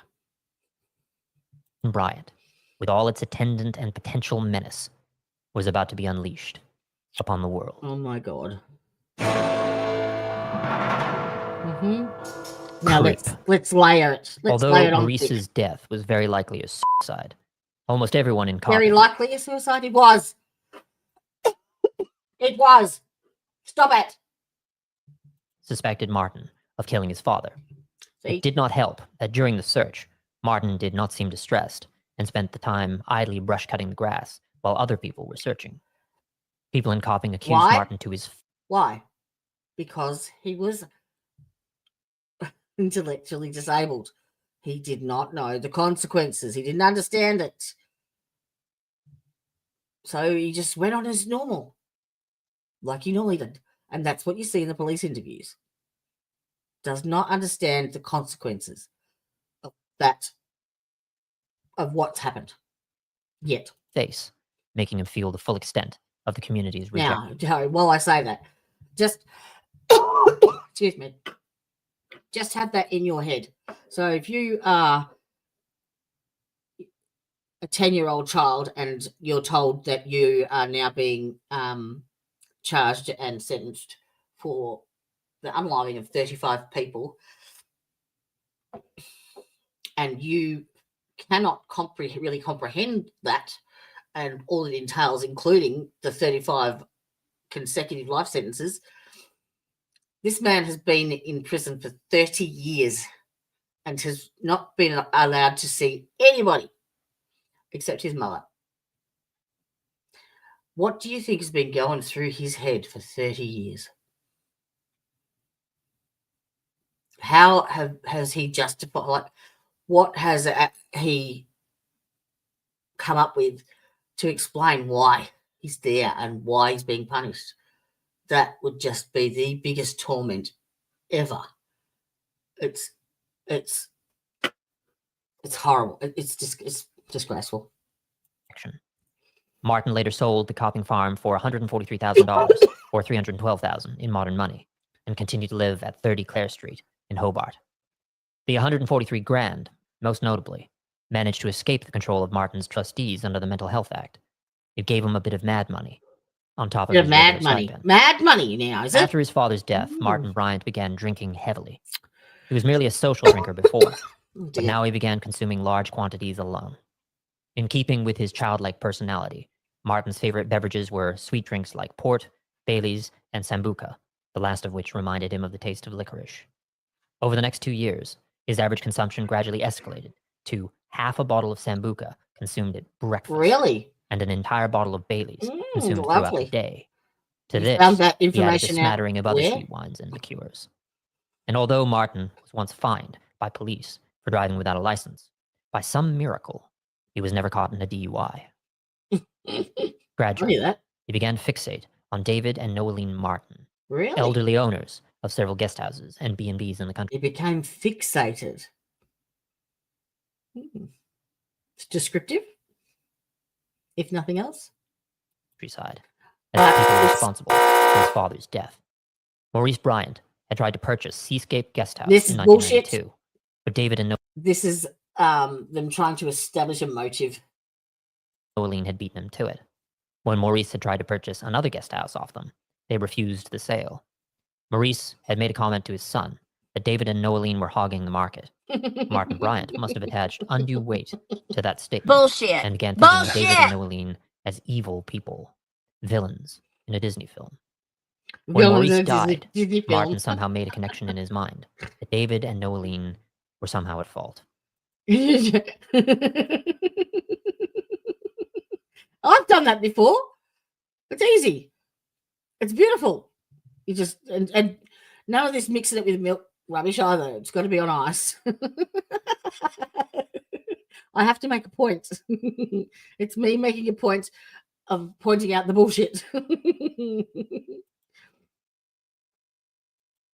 A month after Maurice killed himself, Martin Bryant bumped into a woman And named that's our debate buzzer.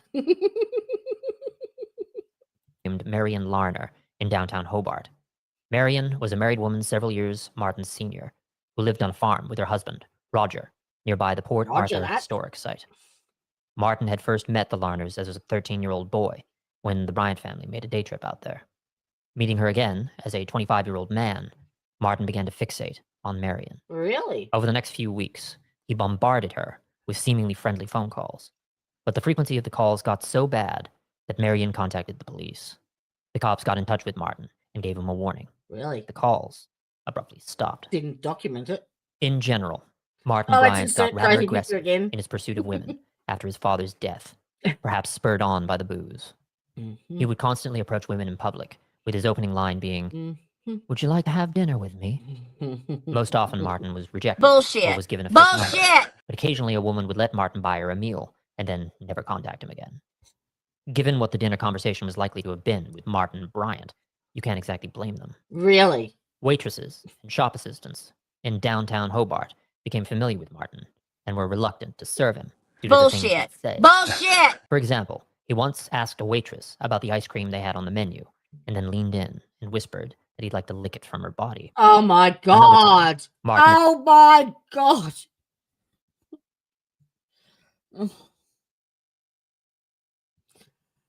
This just gets worse and worse.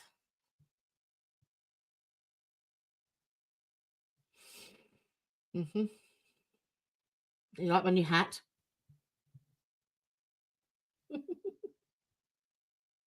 I need to get one that says bullshit.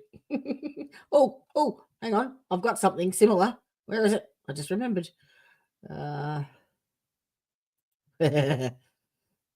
Yeah. Nah. Oh, look, it's, hang on. What's that?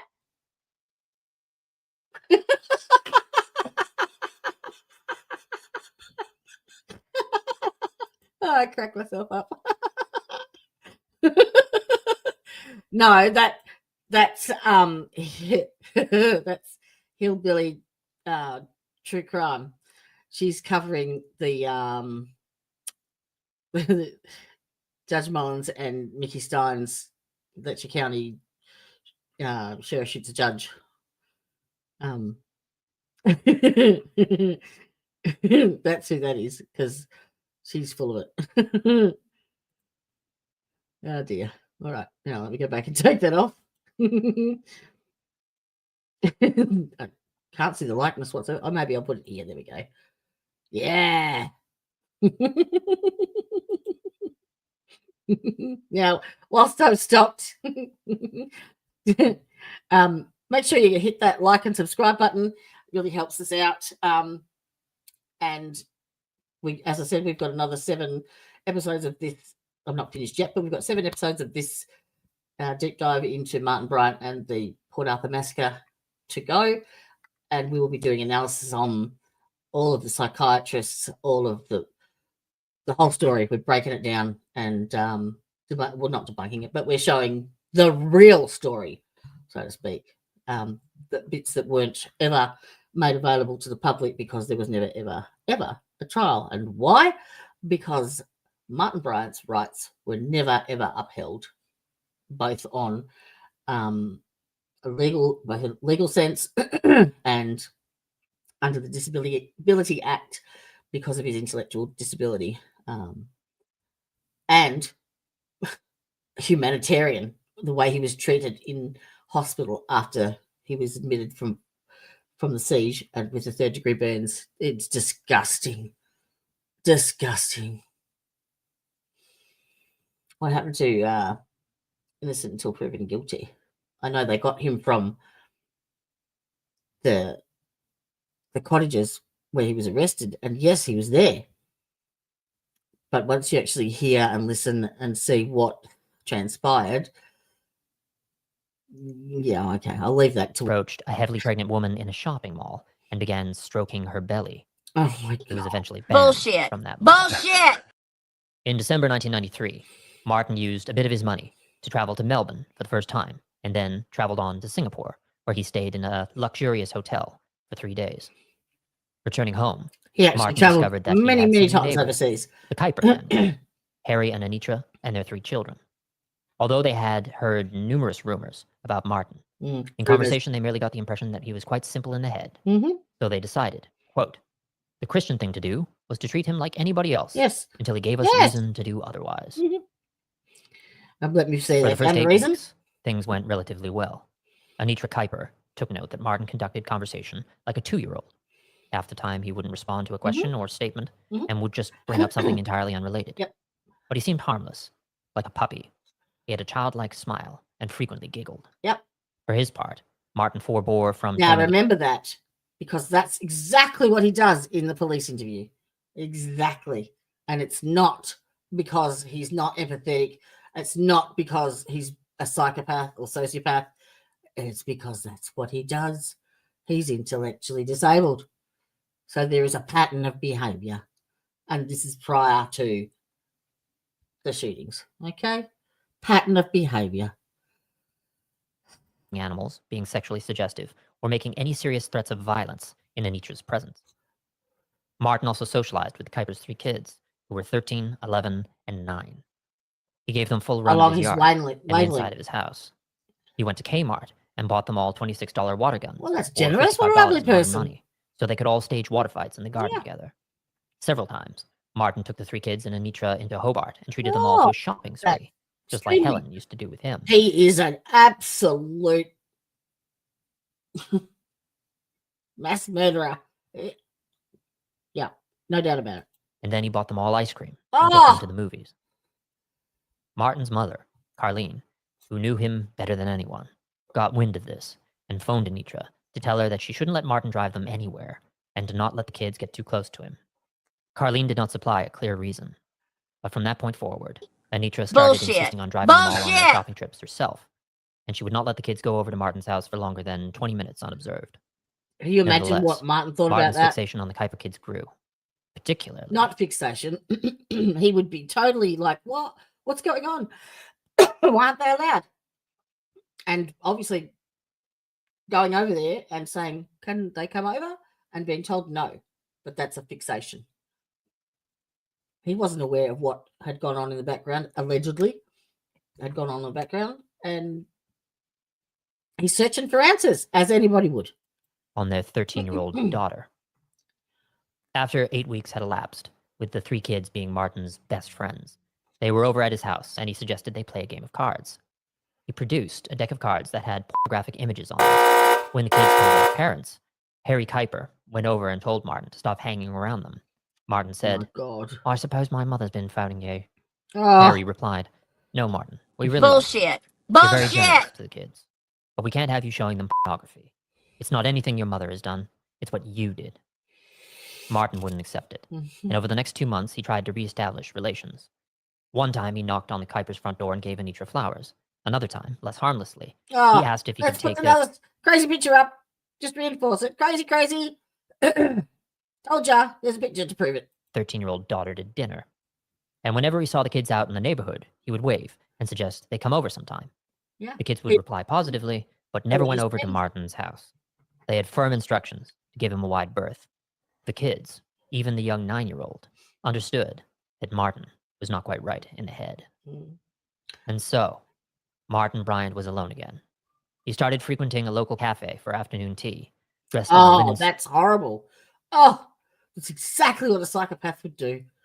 Let's go and have coffee.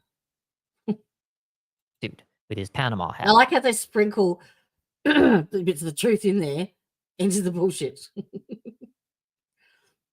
And lizard skin shoes. He also brought with him an empty briefcase and told the servers that he was an important businessman who earned $800 a week. Yep. What else would you do? You think a 10-year-old with all this money? That's exactly what I would do. Yes, he's flaunting his wealth and made it known, which, in my opinion, makes him a prime target. After tea, Martin returned home Being to taken get ready advantage for of, dinner basically. at a North Hobart restaurant he always frequented. He wore an electric blue suit and ruffled shirt with flared trousers. He again It's repeated the dress-ups. lie that It's he a was an 10-year-old. important businessman. The owner recalled, quote, "It was horrible. Everyone was laughing at him, even the customers. Now, I suddenly felt this is really sorry important. for him." This is important because this reinforced to Martin about all of the bullying that he'd received at school. And so this was his biggest fear. This was his biggest vulnerability and insecurity. People laughing at him and making him like telling him that he was stupid and an idiot. And that is what his defense attorney, Avery, used against him to coerce a guilty plea. I realized this guy didn't have any friends. He was like a child, Yep. trying to he was. impress everybody. Yes. He struck me as an eager sort of young guy, like a Labrador puppy. Yeah. So In April 19... like a Labrador puppy. Does that sound like someone who's about to who's pent up with rage, who is threatening and violent and, cruel to animals, the whole lot? They contrast so much. And you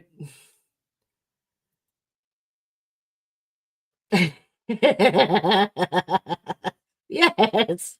In his mind, he's a kid. He's not thinking about the consequences. He's playing dress ups. He's having fun. He's got the money. He can do it. Why not? Who's he hurting? Nobody.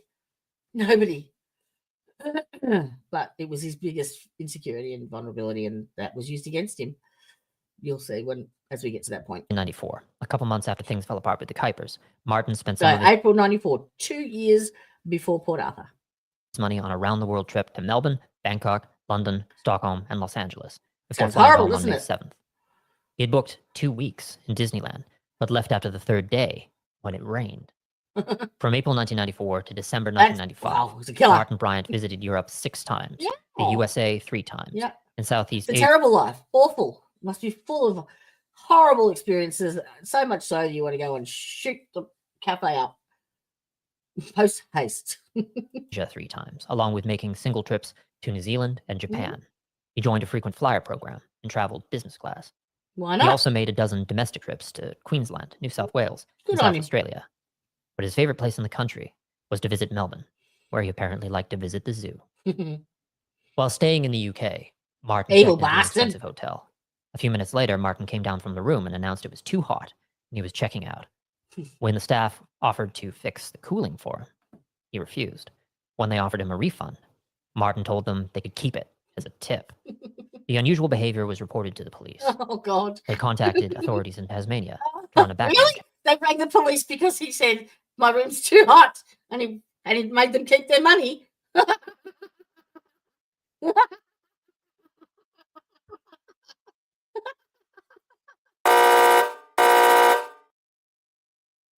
Can you not?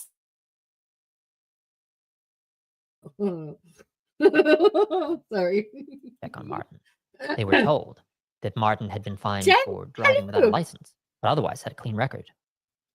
Another time, when returning to Tasmania from the United States, some of his bags got lost and wound up in Melbourne. Customs officers examined the luggage and seized 4 pornographic videos. Oh, depicting fucking bestiality. bullshit. Bullshit. Martin Bryant later told a psychologist that his favorite part of traveling was the long flights. Not the destinations, landmarks, or swanky hotels, but the 20-odd hours in the air. To quote And? psychiatrist Dr. Paul Really? Mullen, Really? So that's indicative, is it, of a mass murderer? Because he enjoyed being in the plane. If it wasn't so ridiculous. it transpired that the attraction of the long airplane journey was that he could speak to the people next to him, who presumably, being trapped in their seats, had no choice but to at Oh, least appear really? friendly to him. That's why. Of Let that course. sink Why in. didn't I think of that? Martin Bryant was willing to pay thousands of dollars to spend a few hours talking to someone who Mhm. was more or less compelled to be nice Yeah, to him. he wanted his friends. He had been an outcast at school and lost the only friend he had by threatening the boy with violence. He was an outcast as a young adult, and after Helen Harvey's death, he'd lost the only person who ever really tolerated him. The rest of his existence consisted of his bizarre and sometimes menacing behavior alienating I've emailed you the link if you want to jump in. people. Low-functioning congenital psychopathy aside, Martin Bryant was lonely. Low He couldn't functioning understand what psychopathy. Low functioning psychopathy. Never, ever, ever is that on any of the assessments as a diagnosis or any evidence of that behavior. Okay, sweetheart, no worries. he was doing wrong. Bryant himself said he was suicidal around this time. Seems like What's that buzzing? Oh, this me making a point of him telling bullshit. I have to point it out. if mental health authorities had recognized the problem and intervened with regular therapy and medication, That's right. the That's grisly and tragic yes. end to Martin Bryant's case might well have been avoided. Once, when Martin was flying that crazy picture again.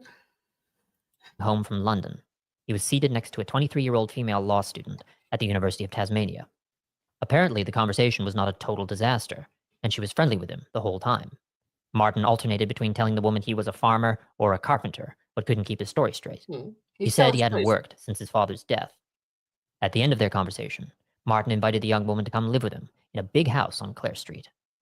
After the flight, he phoned his mother and told her he'd met the woman he was going to marry. But, needless to say, the young law student did not move into Clare Street. Prior to another one of his trips, Martin called the travel agency and asked what the rules were about carrying firearms on airplanes. Oh, really? The travel agent told Martin to call the airport to get the precise information. He did so, and his call was reported to the police. Really? No Given his mental health record, with its many sinister notes and warnings, sinister notes. No, the sinister notes came in from Paul Mullen, which was after he was arrested and charged, not before. it is unlikely that Martin could ever have gotten a license and purchased a gun. Not that He he ever didn't have one. tried. Instead, Martin was purchasing weapons under the table from vendors by paying them a premium in cash. For instance, Martin later divulged that he had bought his AR-15 for $5,000 or $10,650 in modern Australian money, about 5 or 6 times the going rate for a mid-tier model in America. He did target practice in the countryside Wait for by it. shooting at trees. In 1995, Martin got himself a girlfriend. She was a 16-year-old school leaver Petra named Wilmot. Janetta. Oh, Martin wrong one. was 27. They had met because their mothers attended the same church. To be clear, the age of consent in Tasmania at the time was 16. But there was certainly a stigma against a man in his late 20s dating a teenager. Martin tried to buy Janetta's affections, showering her with expensive gifts He doesn't know and how else taking to her do on it. trips. Who has taught him how to romance? Where has he seen that? Like, He refrained from discussing or threatening violence. To Janetta, Martin was just a tall, he blonde. refrained from discussing violence. Hang on. Hey, he's making that out like that's a conscious choice. Let me just go back and hear that. The age of consent in Tasmania at the time was So 16. the insinuation here is that, he's a pedo, for a start. And then this. But there was certainly a stigma against a man in his late 20s dating a teenager. Martin tried to buy Janetta's affections, showering her with expensive gifts and taking her on trips. He refrained from discussing or threatening violence. He refrained from discussing or threatening violence. The fuck?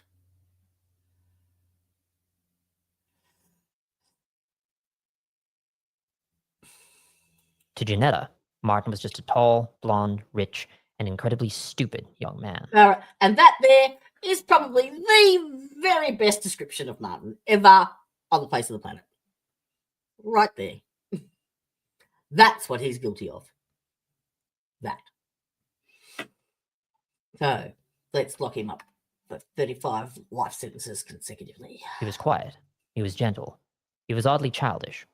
One time, when they were in Sydney, Martin pretended to read the Age newspaper Yep. in an attempt to To seem make intelligent. make himself look better, because that's what he saw other people doing. He can't read it, but he sat there and did it just to make himself look, because that's what everyone else did. Such a psychopath. Janetta knew he was just trying to impress her and went And along. this isn't Janetta. Where the fuck did you get Janetta from? This is Petra. I've got the video of Petra telling this story in an interview. What the fuck? With it. Another time, Martin and Janetta made a day trip south of Hobart in a small boat. Unless Petra is short for Janetta? They were just pottering around the coastline with no clear destination. in Oh, mind. okay, yes, listen to this. This is Petra too. She tells this story. So this is the behavior of someone who has been described as built up, pent up rage, okay? If someone is like that, how would they react to this situation? I bet you it's not how what was it, Jodie? I missed your answer. It's me. So basically I'm showing you this video because this is the perfect example of what the mainstream media's narrative is about Martin Bryant. And I'm debunking it, showing you that this is actually what happened. And each of those points, I have a buzzer that goes like this. In other words, to make a point, that's the point that this is wrong. It's incorrect. That's what I was making. That's your buzzing noise. The boat engine broke down, and the current started to take them further and further from shore. Martin panicked and burst into tears, screaming that he didn't want to die. Psychopath. Janetta, the 16-year-old girl, kept calm and comforted him until they were rescued. It's built up with rage. On a trip to Surfers Paradise in Queensland, Martin proposed to Janetta, who refused. She told him point blank that he was a bit too dim and reckless, and they couldn't build a future together. She broke up with Really? Martin after the trip. They occasionally ran Sounds into like each other she's in a Hobart. bitch. Martin always asked Janetta to dinner. She always said no. Janetta was Martin's first and last long-term girlfriend before his brief fling with Petra Wilmot in the autumn of 1996, just before all hell broke loose. I don't understand that because I've got video of an interview with Petra Wilmot telling both of those stories.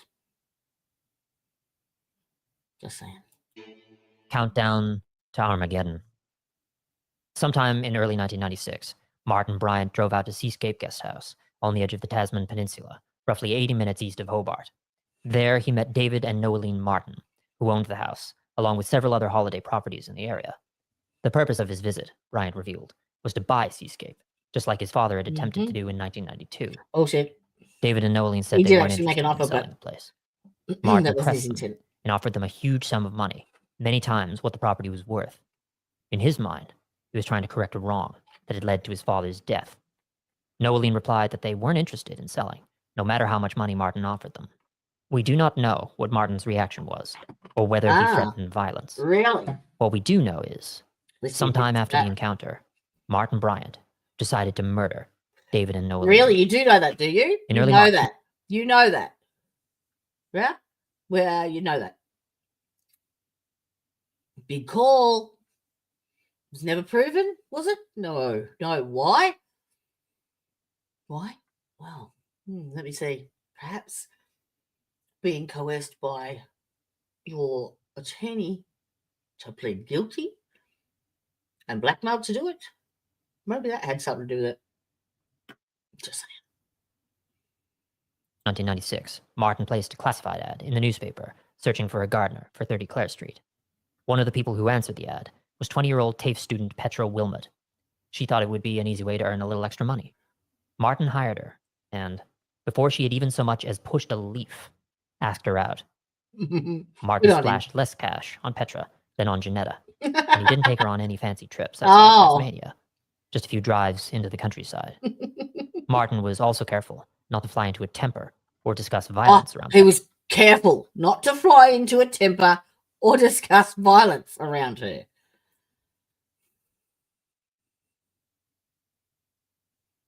Is it just me?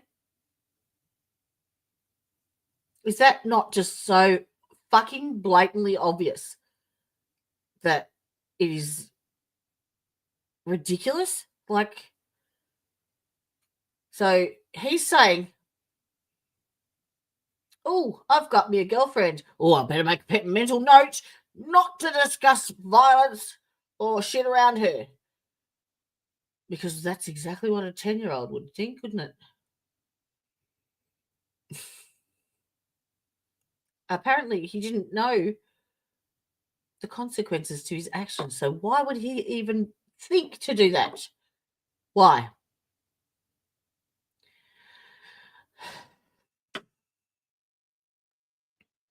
Next, he'll be making fucking 2:27 a.m. Google searches. As far as she knew, Martin was just a gentle, quiet young man. Oh, as far as she knew, Martin was just a gentle, quiet young man who avoided talking about violence with her. Sounds fair. They genuinely seemed to enjoy each other's company. On March Wow. 13th, 1996, news circulated around the world of the Dunblane Massacre in Scotland.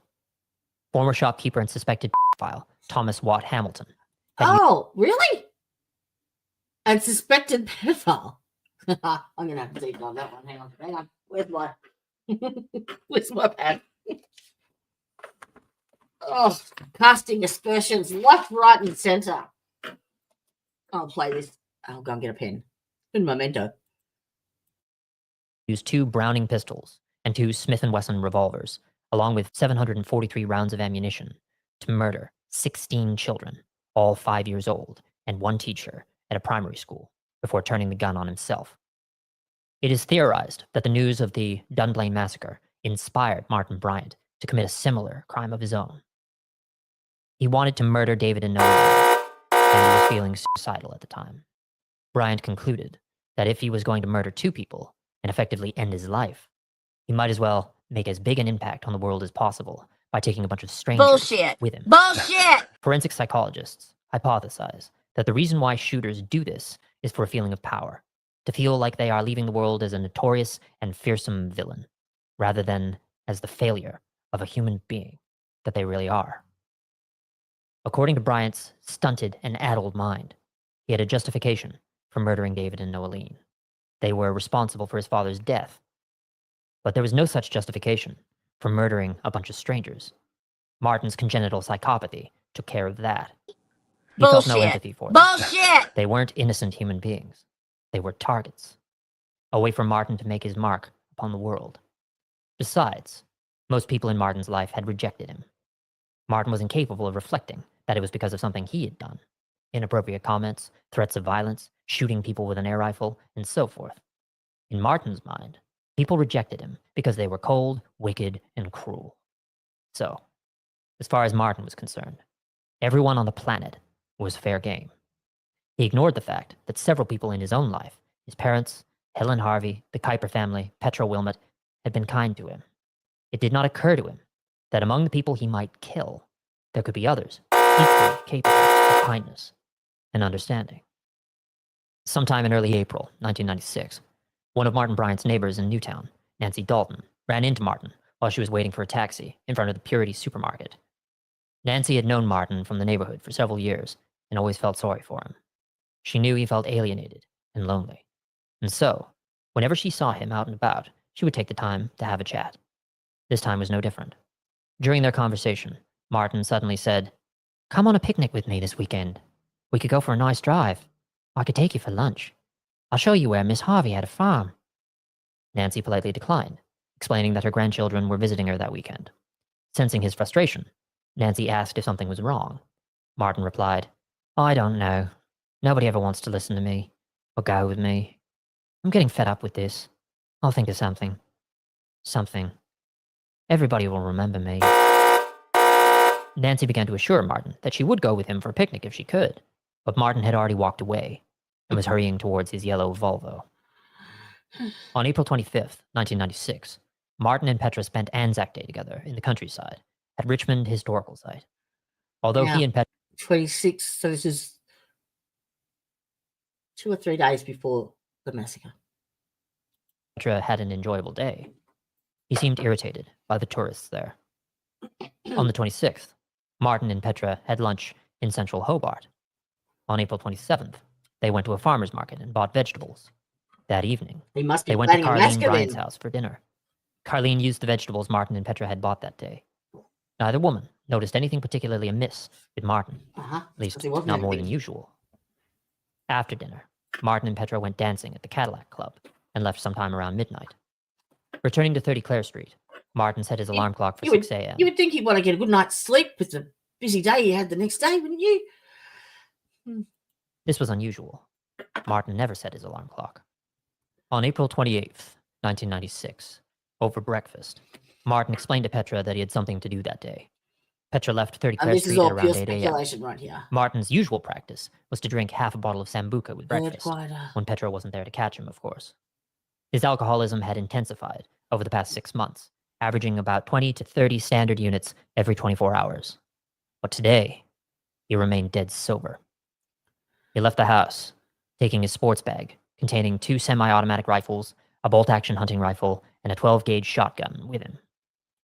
The bag also contained handcuffs, a hunting knife, rope, gasoline cans, a camcorder, and several boxes of ammunition.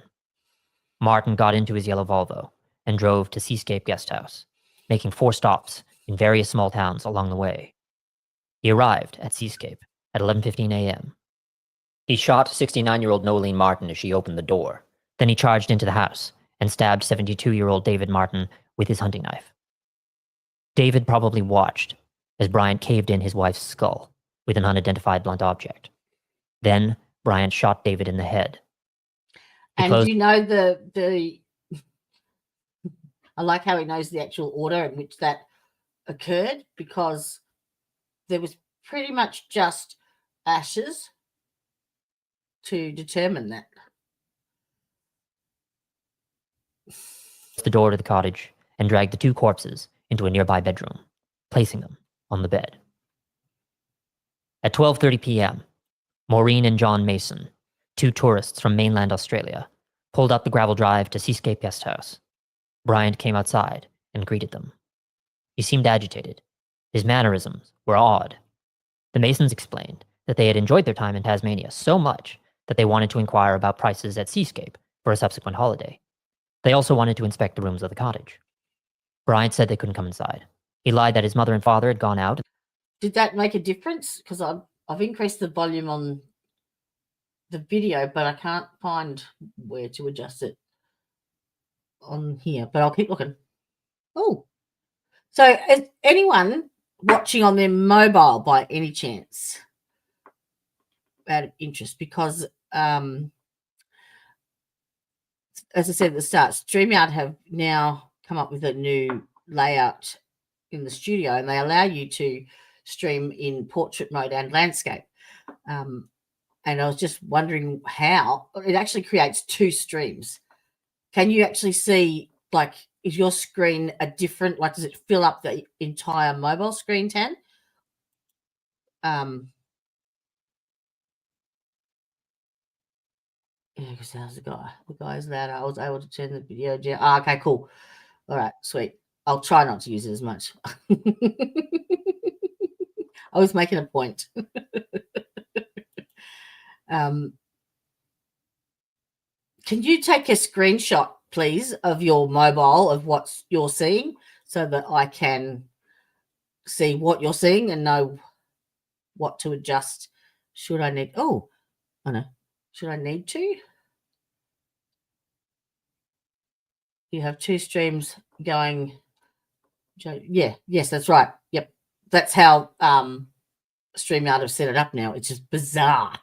It's bizarre because you have to set each one up independently. It doesn't just automatically do it, which is a pain in the butt. But it's nice to be able to stream in both layouts, provided that the layout is improved for, you know, if you're watching it in portrait mode. So,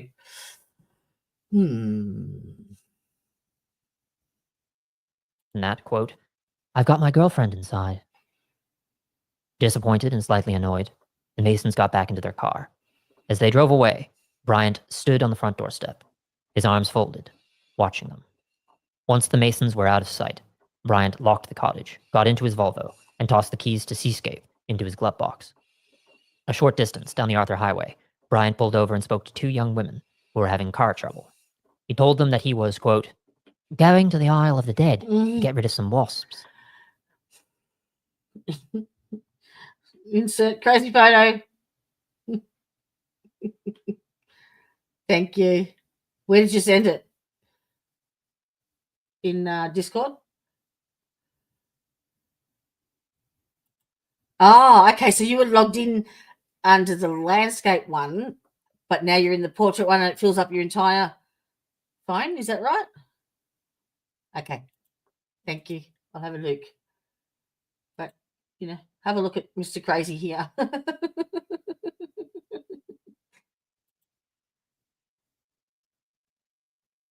Oh, okay. I think you're in landscape mode too. So you need to flick to the other one. Now, I noticed when I went into YouTube, the one that is the portrait mode has a little like a little mobile icon in the title. So have a look at that and see if you get a different view, because it should fill up your entire screen. Basically, I don't know how to. Hang on, I will take a screen grab of what I can see and what it's supposed to look like, so you can compare. Ready, steady, spaghetti. And save. Pictures. Martin. I think that might be my groceries.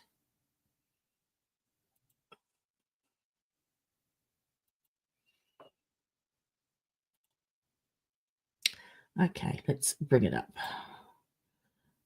Image. Yeah. And let's add to stage. So that's what you should be seeing on the portrait mode.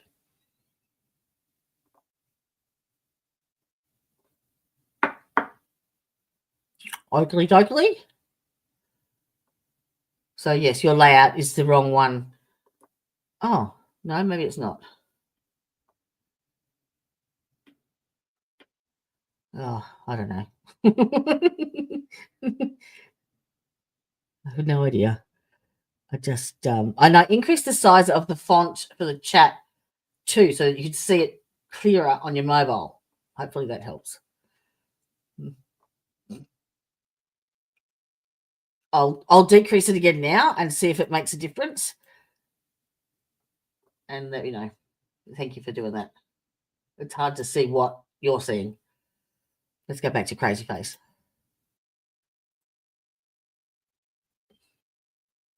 Yard. And by wasps, according to later reports, Bryant didn't mean insects. I actually think this is where the wasp files get its name from. But now he's interpreting what Martin thinks wasps means. He meant the slang for white Anglo-Saxon Protestants. Oh, right. Okay. Bryant bought some Let's pot add some racism to the pot, shall we? For fuck's sake. from the two women and suggested they meet up later in Port Arthur and hang out. Then he drove on his merry way, leaving the two women to sort out the car for themselves. At 12:45 p.m., Bryant arrived at the outskirts of the Port Arthur historic site. Here, he pulled onto Palmer's Lookout Road and stopped at the farmhouse of Roger Larner. Bryant spoke to Roger about buying some cattle from him, then mused about buying Seascape from the Martins. Then Bryant asked if he could say hello to Roger's wife, Marion. This set off alarm bells in Roger's mind. Bryant had run into Marion Larner in Hobart 3 years earlier, in 1993, and afterward had bombarded Marion with phone calls until the cops told Bryant to stop. And so, with this in mind, Roger said he'd accompany Bryant to the farmhouse, while the latter said hello to his wife. Bryant's smile faded, and he muttered something about coming back later. He got back into his Volvo and sped away. The road into the Port Arthur historic site was slow going. It was littered with cars and tour buses. After arguing with an information guide about where he could park, Bryant pulled into a spot on the waterfront at 1:25 p.m. He got out of his car, taking his large, heavy sports bag with him. He walked into the Broad Arrow Cafe, where 60 people were having lunch. He strolled up to the counter and ordered a tray of food, a soda, and a cup of fruit juice. He headed out to the patio, Really? ate, That's and drank. weird. A Melbourne couple sitting near him heard Bryant muttering about wasps and how there weren't many Japanese tourists there that day. After finishing his lunch, Bryant went back into the cafe, placed his big bag of guns on a vacant table in the corner, and unzipped it. Oh, dramatic music. The Port Arthur Massacre. Sitting 2 tables away from Martin Bryant were Mick Sargent, his girlfriend Kate Scott, and their friend Caroline Villiers. They were visiting from Perth. Mick Sargent had observed Bryant walk into the restaurant and wondered why anyone would carry around such a heavy bag with them. Sargent saw Bryant unzip the bag, take out a camcorder, turn it on, and place it on the table in front of him. It was at this point that Sargent caught Bryant's eye. By Sargent's reckoning, the two men stared each other down for about 10 to 15 seconds, each unwilling to look away. Sargent thought that Bryant looked pissed off and could tell that he wasn't completely right in the head. This is Then his girlfriend, absolute Kate Scott, said something to makeup. Sargent, and he looked back at her. When Sargent glanced up again, he saw that Bryant was now staring at a Malaysian couple who were eating at the table Oh. next to him. The next thing Mick This is Sargent all heard bullshit. was gunfire. This is all bullshit. The following series of events happened in the next 15 seconds. And that's bullshit too. The Malaysian couple were hit first. Mo Yi-ing was shot through the head. So instantaneous was his death that he was later found still clutching the knife with which he was eating. Su Leng Chung was shot through the head next. The third shot was aimed at Mick Sargent's head. It grazed his scalp. A fourth shot penetrated the head of his girlfriend, Kate Scott, killing her instantly. Next, Bryant aimed his AR-15 at Melbourne tourist Anthony Nightingale, who managed to shout, "No, no, not here!" before he was shot through the neck, killing him. His body slumped against the cafe window, alarming tourists standing outside, who had briefly thought that the gunfire was part of some sort of historical reenactment. Bryant then turned the gun on brothers Kevin and Ray Sharp and their friend Wally Bennett, who were visiting from Victoria. Wally was shot through the neck, and the bullet passed through him and also killed Ray. Kevin was then shot twice, including once in the head, killing him as well. All 3 men had been facing away from Bryant, and they did not know what was going on. 3 of their friends, also eating at the table, Gary Broom, John Fiddler, and his wife Gay, were hit by flying bullet fragments and severely wounded. At another table, Tony Kiston and his wife Sarah stood up in alarm. Tony quickly pushed Sarah out the nearby door. Before he could follow her, Tony was shot in the back of the head and killed. Beside Tony was Andrew Mills, who had moved from Sydney to Hobart to set up a bed and breakfast. He was shot through the head a split second later. 2 children's camp counselors, Thelma Walker and Pamela Law, were struck by the bullet fragments from these shots, and then their friend, Peter Crosswell, dragged them from their chairs to the floor to take cover. Another woman, Patricia Barker, was also hit with bullet fragments as she dove under the table. Bryant next turned his rifle on Graham Collier, his friend Carolyn Lawton, and Carolyn's teenage daughter, Sarah. They were just rising from the table to make their escape. Graham was shot through the jaw, but was not killed. Carolyn threw herself on top of her daughter to protect her, but Sarah had already been shot through the head and killed.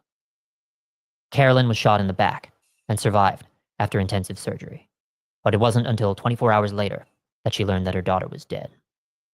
Bryant then swiveled around and shot Victorian tourist Mervyn Howard through the head. The bullet continued and pierced one of the cafe windows. Then Bryant shot his wife, Mary, in the throat. He leaned over an empty baby stroller and shot her in the head at point-blank range, killing her. At this point, Bryant moved through the cafe in the direction of the adjoining gift shop. Robert Elliott came out from under the table where he was hiding to make a dash for the door. Bryant shot him in the arm and the head. Elliott was badly injured, but was not killed. 17 shots, 15 seconds, 12 dead, 10 wounded. Entering the gift shop, Bryant immediately opened fire on the two young women behind the counter, 17-year-old Nicole Burgess and 26-year-old Elizabeth Howard. Both were killed. Meanwhile, Victorian tourist Dennis Lever pushed his wife, Coralie, and their friend, Vera Jerry, behind a clothing display before, a second later, he was killed by a single shot to the head. Next, Bryant killed Gwen Neander while she was trying to run to the exit. Everyone. Another 5 people had made it to the same exit, only to discover that the door would not open. Bryant did not open fire on them because he was momentarily distracted by movement from the cafe. Bryant walked over to the cafe entrance and fired on Jason Winter, who had stood up from his hiding place, hitting him in the chest and then in the head, killing him. Winter managed to utter the words, "No, no," before he died. Bullet fragments from these shots hit American tourist Dennis Olson, injuring his scalp, hand, chest, and blinding him in one eye. Bryant then fired impulsively at one of the tabletops. That sounds like it might be a shotgun pellet. But caused that injury? Just... But apparently, no.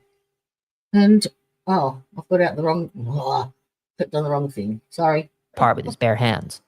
Greg forced Martin to let the cat go, relatively unharmed. Another time,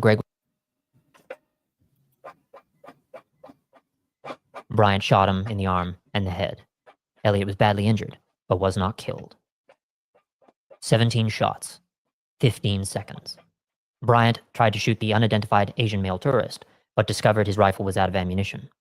He walked over to the gift shop counter, took out a fresh clip, and reloaded. He left the empty clip on the counter. Rather than kill the remaining 2 people by the exit, he walked back into the cafe, retrieved his camcorder, slung the sports bag over his shoulder, and walked calmly out of the building. 29 shots, 90 seconds, 20 dead, 12 wounded. Now, that would take some doing. Pretty good high rate of bullets to fatalities. You'd have to be pretty adept at, weaponry control and accuracy. Do you think a 10-year-old could do that? Bryant stood on the steps of the cafe, taking pot shots at people in the parking lot. Bus driver Royce Thompson was hit in the back, fell to the ground, and crawled under a bus for cover. He later died of his wounds. Cafe employee Bridget Cook was struck in the right leg, and the bullet lodged in her thigh. Winifred Applin was running for cover inside a bus when she was shot in the side and killed. All right, now, just FYI, there were 200 people, witnesses in that cafe. Maybe I'll just put a poll up. I'll put a poll, all right? I want you to tell me how many of those 200 people identified Bryant. Okay, we'll do the poll now. Her friend, Yvonne Lockley, had a bullet graze her cheek before she leapt onto that same bus. Next, Bryant shot Janet Quinn in the back. She fell to the ground, paralyzed. Another shot hit Doug Hitchinson in the arm, and he fell to the ground. Then Bryant walked over to his yellow Volvo. He swapped from his AR-15 to his SLR semi-automatic rifle. Then Bryant got in the car and sat in the driver's seat for a few seconds, perhaps thinking about what he would do next. Then he got out of the car and took some pot shots at some tourists on the other side of the parking lot. None of the shots hit anyone, and a few of the bullets embedded into the trees. Bryant walked over to where Janet Quinn lay on the ground. He shot her again in the back. Bryant climbed onto a bus, but Finding it empty, he fired out the window at another bus, killing South African tourist Elva Gaylord and hitting Adelaide tourist Gordon Francis in the shoulder as he tried to pull the bus door shut. Meanwhile, Neville Quinn, husband of Janet Quinn, had fled toward the waterfront. He now returned to search for his wife. He found her lying next to a bus, slowly dying. He knelt by her side and clasped her hand in his. Bryant opened fire on him. The bullets missed. Neville scrambled to get inside a nearby bus. Bryant followed him aboard. He found Neville Quinn hiding between the two seats. Bryant raised his SLR and said, "No one gets away from me." Realizing that Bryant was about to fire, Neville Quinn shrank down further between the seats. A split second later, the bullet tore his neck. Thinking Neville was dead, Bryant got off the bus. He walked back to his yellow Volvo. As he moved, he fired upon American tourist James Velasco, who was some distance away, filming the massacre with his video camera. The bullet missed. Bryant got into his car and pulled out of the parking lot. Despite being gravely injured, Neville Quinn managed to stagger off the bus, bleeding profusely from the neck. He returned to where his wife, Janet, lay on the ground. She died in his arms. 12 minutes, 24 dead, 16 wounded. A swarm of panicked tourists were running up Jetty Road toward the toll booth at the entrance to the historical site. Among them was 36-year-old Nanette Mikach, who was carrying her 3-year-old daughter, Madeline, and her 6-year-old daughter, Alana, was running beside her. As they approached the toll booth, Nanette said to Alana, "We're safe now, Pumpkin." Bryant's yellow Volvo came up behind them and stopped opposite of Nanette. Thinking that Bryant might be offering to drive them to safety, Nanette approached the vehicle. Bryant got out, wielding his SLR semi-automatic rifle. He placed a hand on Nanette's shoulder and told her to kneel. A cry went up amongst the crowd. "It's him!" And people scattered. Bryant killed Nanette and her 3-year-old daughter Madeline. He fired 2 shots at 6-year-old Alana as she fled into the trees. They missed. So Bryant followed her, found her, and killed her. Bryant got back into his Volvo and pulled up to the toll booth at the entrance to Port Arthur Historic Site. His way was blocked by a burnished gold BMW driven by Jim Pollard, with passengers Mary Rose Nixon, Robert Salzman, and his wife Helene. Bryant got out of his Volvo without a weapon and approached the BMW. Not realizing the situation, Robert Salzman got out of the car and began yelling at Bryant for blocking the way. In response, Bryant returned to his Volvo, fetched his SLR, and shot Robert Salzman at point-blank range, killing him. Meanwhile, Jim Pollard had climbed out of the driver's side door and was also shot and killed moments later. Other drivers in the vicinity began to realize what was going on and put their cars into reverse. They sped away from the scene. Bryant dragged both Mary Rose Nixon and Helene Salzman from the BMW and executed them. Then he transferred the SLR, AR-15, a few boxes of ammunition, 2 pairs of handcuffs, and a can of gasoline to the BMW. He left behind in his yellow Volvo the bolt-action hunting rifle, the 12-gauge shotgun, more cans of gasoline, and the kindling. And his passport. He also forgot the Did he keys carry that? to Seascape Guest House in the glove box. Before climbing into the BMW, Bryant fired 1 shot at a car driven by Graham Sutherland, which also contained his wife and 2 sons. The bullet smashed into the windscreen, but did not manage to injure anyone inside.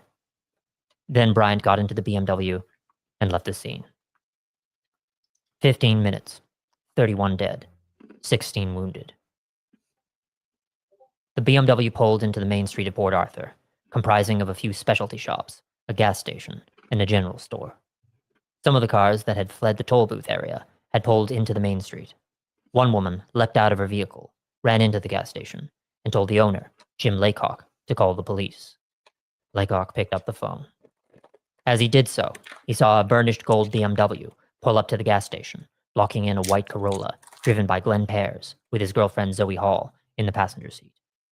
In what Jim Laycock later described as the most frightening 2 minutes of my life, he watched as Bryant exited the BMW, carrying the AR-15, walked over to the passenger side of the Corolla, and tried to drag Zoe Hall out of the vehicle. Glenn Pears got out of the driver's side and was on his feet, ready to come to Zoe's aid. Bryant let Zoe go and aimed his rifle at Glenn. Bryant marched him at gunpoint to the BMW and forced the man into the trunk, slamming it shut. Meanwhile, Zoe Hall clambered into the driver's seat in the Corolla in an attempt to escape, but Bryant let off 3 shots through the windshield, killing her instantly. Then Bryant got into the BMW and drove away. He headed down the Arthur Highway in the direction of Seascape Guest House. Along the way, he opened fire out of the window at a passing Ford Falcon, shattering its windshield. A few minutes later, Bryant pulled into the gravel driveway at Seascape. He got out of the BMW with his rifle and stood by the road, shooting at passing vehicles. John Rook was driving a Datsun sedan, dragging a trailer. Bryant's bullets went wide and missed.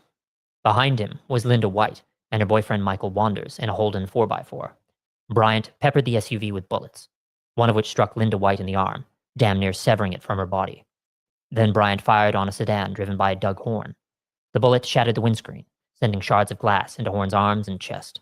Broken glass showered the 3 other occupants in the vehicle. Additional bullets thankfully missed.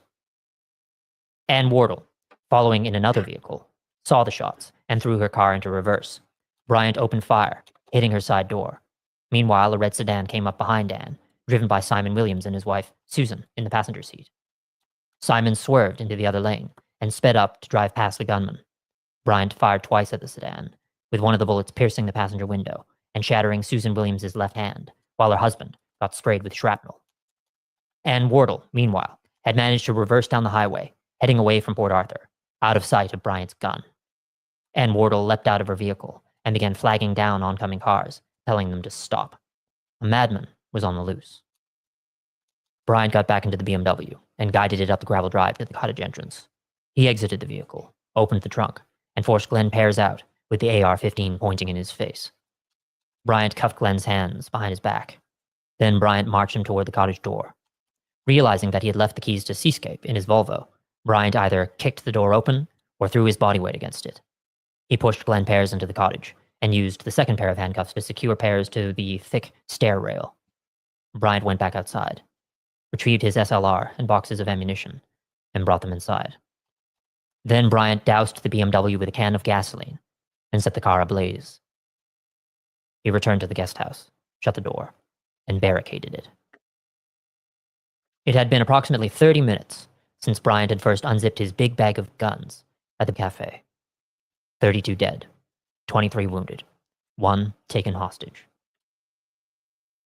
Add to that the bodies of David and Noeline Martin, already lying on a bed in Seascape Guest House after being brutally murdered earlier that day, and the death toll rises to 34.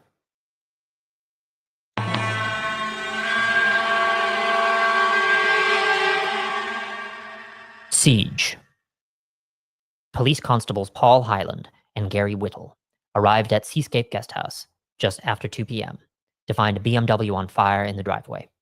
No sooner did the officers exit their vehicle than Martin Bryant opened fire on them from Seascape's front window. The 2 constables retreated to a muddy ditch at the end of the driveway and crouched down as bullets whizzed all around them. The local cops were horrendously ill-equipped, only pistols against Bryant's 2 semi-automatic rifles.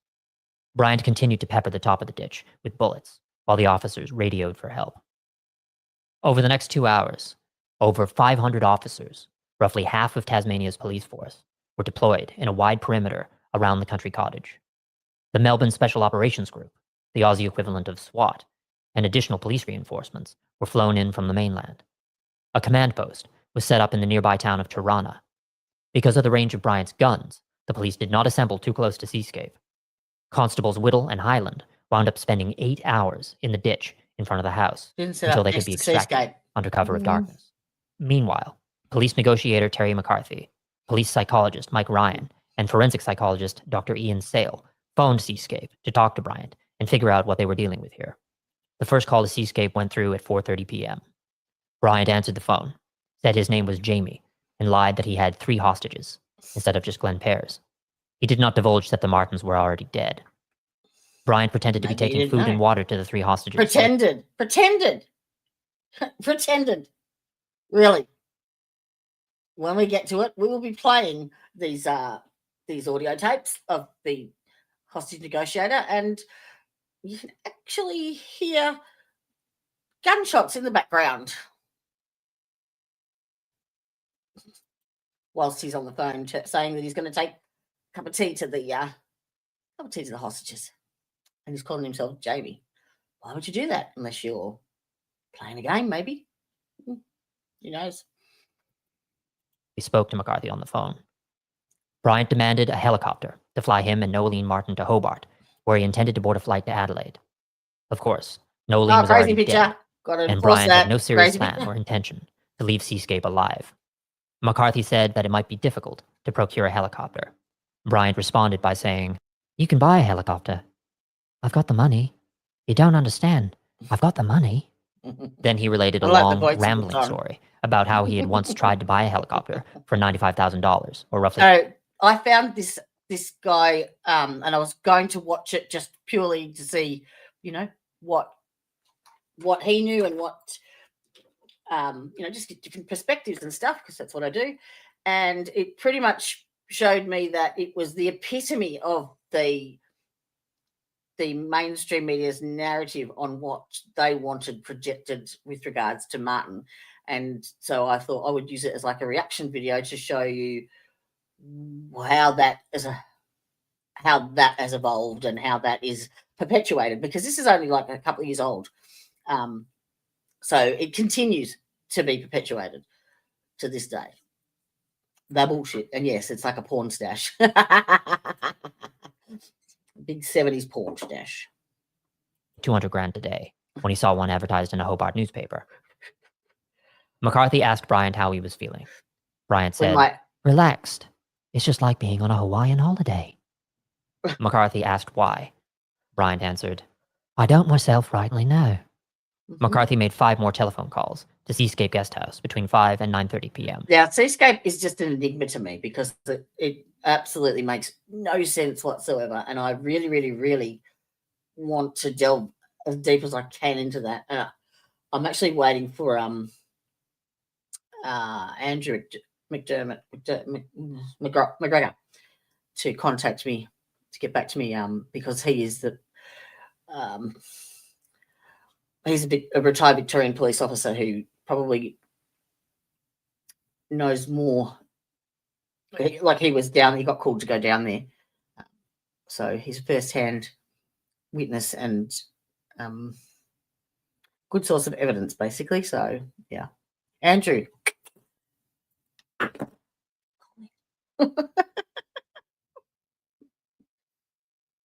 Paul, if you're watching, tell Andrew to call me. During the course of their conversation, Bryant told McCarthy he thought that Noeline Martin was bad news, and she prevented his father from purchasing a property in the area. When McCarthy brought up the shooting at Port Arthur, Bryant asked him with childlike interest, how many people were hurt? See? This is his question. He's in the police interview. Let me go back. Listen to the wording. Telephone calls to Seascape Guest House between 5 and 9:30 p.m. During the course of their conversation, Bryant told McCarthy he thought that Noeline Martin was bad news, and she had prevented his father from purchasing a property in the area. Oh, really? When McCarthy brought up the shooting at Port Arthur, Bryant asked him with childlike interest, how many people were hurt? McCarthy did not give a direct answer. At the time, he did not know the total dead and wounded, even if he had wanted to satisfy Bryant's morbid no curiosity. idea why I was there. Bryant also threatened to kill his 3 hostages if police came up the drive or tried to storm. Well, that's certainly getting its money's worth, isn't it? I'm going to find a bad pause from this guy and start posting that. Storm the place. For their part, the cops had no way of knowing whether the 3 people were still alive. They would not risk trying to force the issue unless it became clear Bryant was murdering people inside the house. McCarthy's final call to Seascape was at 9:30 p.m., shortly after which the line went dead. It turned out Bryant was using a cordless phone and had merely neglected to charge the battery. Meanwhile, Bryant sporadically fired he was shots. well organised for a siege then, wasn't he? Takes planning. Forgot to charge the main communication for demands. Holy crap. What are the odds? Outside of the cottage windows. He had a fairly wide view of the surrounding area.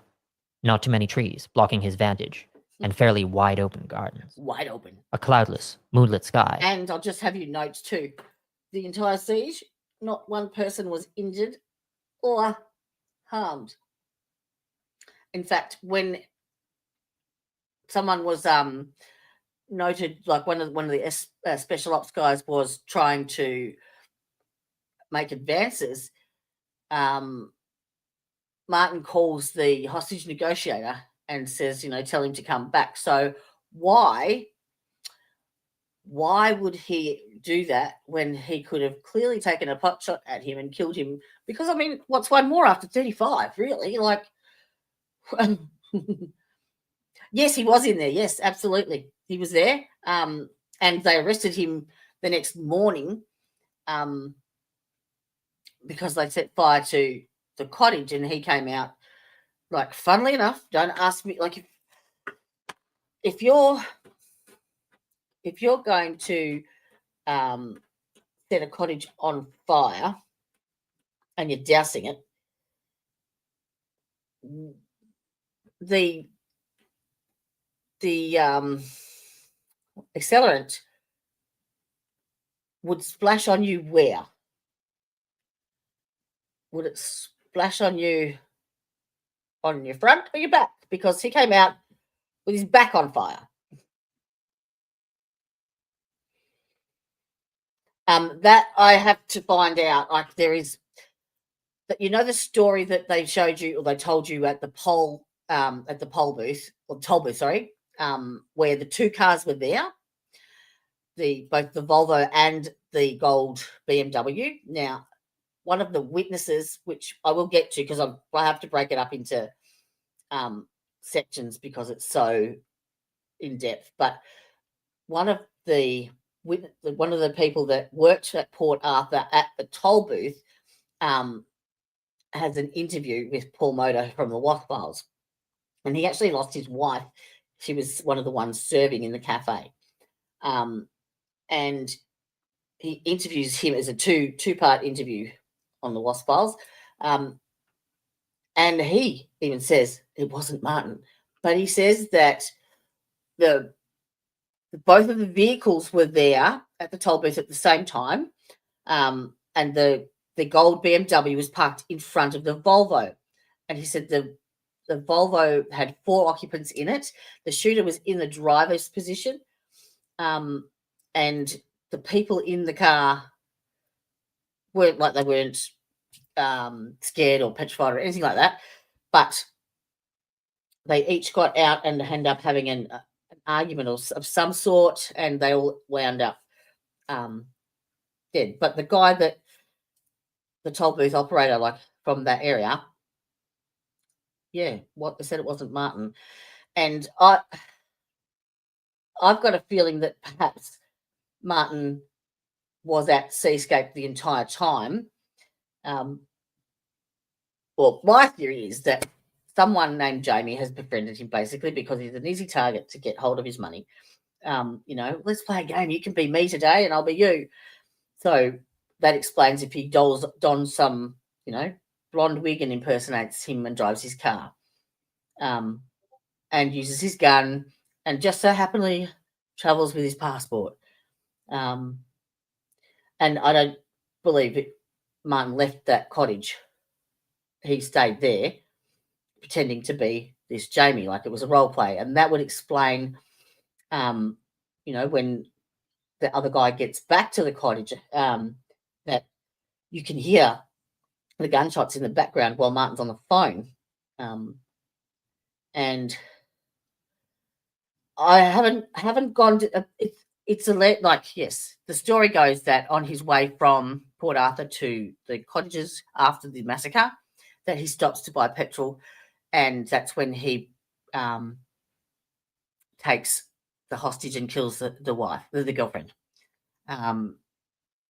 He actually did that on the way there too, allegedly.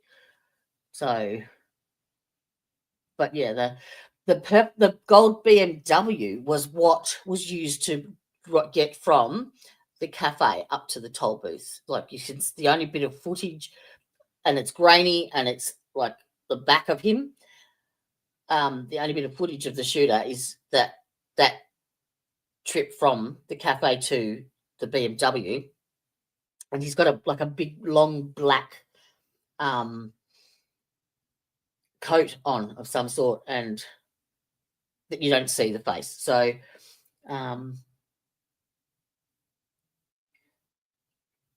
yeah, and apparently when they arrived at Seascape Cottages, there was somewhere I've read it, I can't remember where, but I will get to it when we get to that point in the story. But yeah, Martin was wearing a completely different set of clothes. But my point was that if you're going to set if you're going to set this place on fire, you don't douse yourself on the back with the accelerant. That doesn't make sense. And there's also the way the guns were found. Now, one of them was found on a roof of one of the cottages, a fair distance away. But both of them had been damaged to the extent where they could never be ballistically tested again either. So it was the AR-15. There was actually like an explosive device put into the barrel or whatever it is, wherever you put it, and exploded so that it completely wrecked the inside so that it could never be traced. Now, a 10-year-old's not going to think of that. That's not something that he would even like. Well, I wouldn't have even considered that. It's just bizarre. It's really, really bizarre because there's so many anomalies. Like, witnesses saying that they're treating, the first responders down there are saying that they're treating shotgun wounds, and yet they say that there's a shotgun in the bag, but they say it wasn't used, and there's nothing in the autopsies, and there's nothing in the injuries. It's like, and you've got witness statements saying this. It's just, again, more questions than answers, basically. Let's test it. Who got it? You can test it on my mother-in-law, my stepmother, step monster.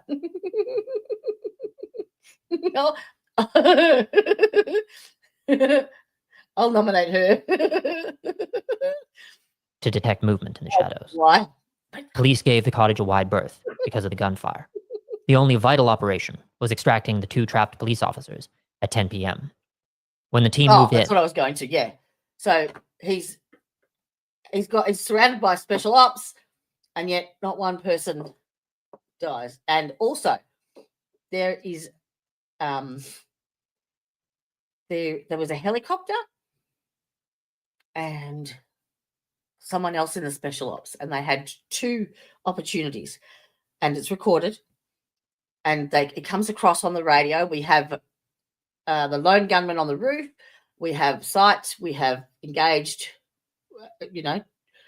requesting permission to fire, and at both times they were told no. Both times, no, do not engage. Clear shot on the roof, no hostages, no one around him on the roof, and they said no, this needs to play out.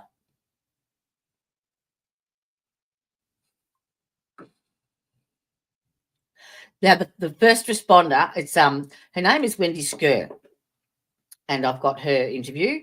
She's actually dead now, unfortunately, but she was the one that went around Australia basically with Andrew McGregor, telling the truth of the Port Arthur Massacre, because they were there, and she was an employee of Port Arthur, who had just been taken over the year before by some business company, but she was employed in like the first aid officer. Basically, she was the one training everyone to do CPR and all that stuff, and she did work for St John's Ambulance as well, so she would train people in the community. And she was also a tour guide, which was what she was performing that day. And she walked in and saw the gunman sitting on the front porch of the cafe, and they pretty much nodded at each other. She went inside and decided that she was going to go out the back way because there was too many people in there. And the second that she did that, that's when the firing started. So she was very, very lucky that she, within that 10-second gap was, didn't stop and linger. So she basically was on scene and started triaging immediately as soon as he left the cafe. And she flat out adamantly says it's not Martin, because Martin and Wendy were not Martin and Helen were well known because they used to frequent that cafe and have afternoon teas quite regularly. So he was known. Oh, there is more questions than answers. Absolutely more questions. It's the biggest. That's why it's taken me so long to put together, because there is so much to try and analyze and understand.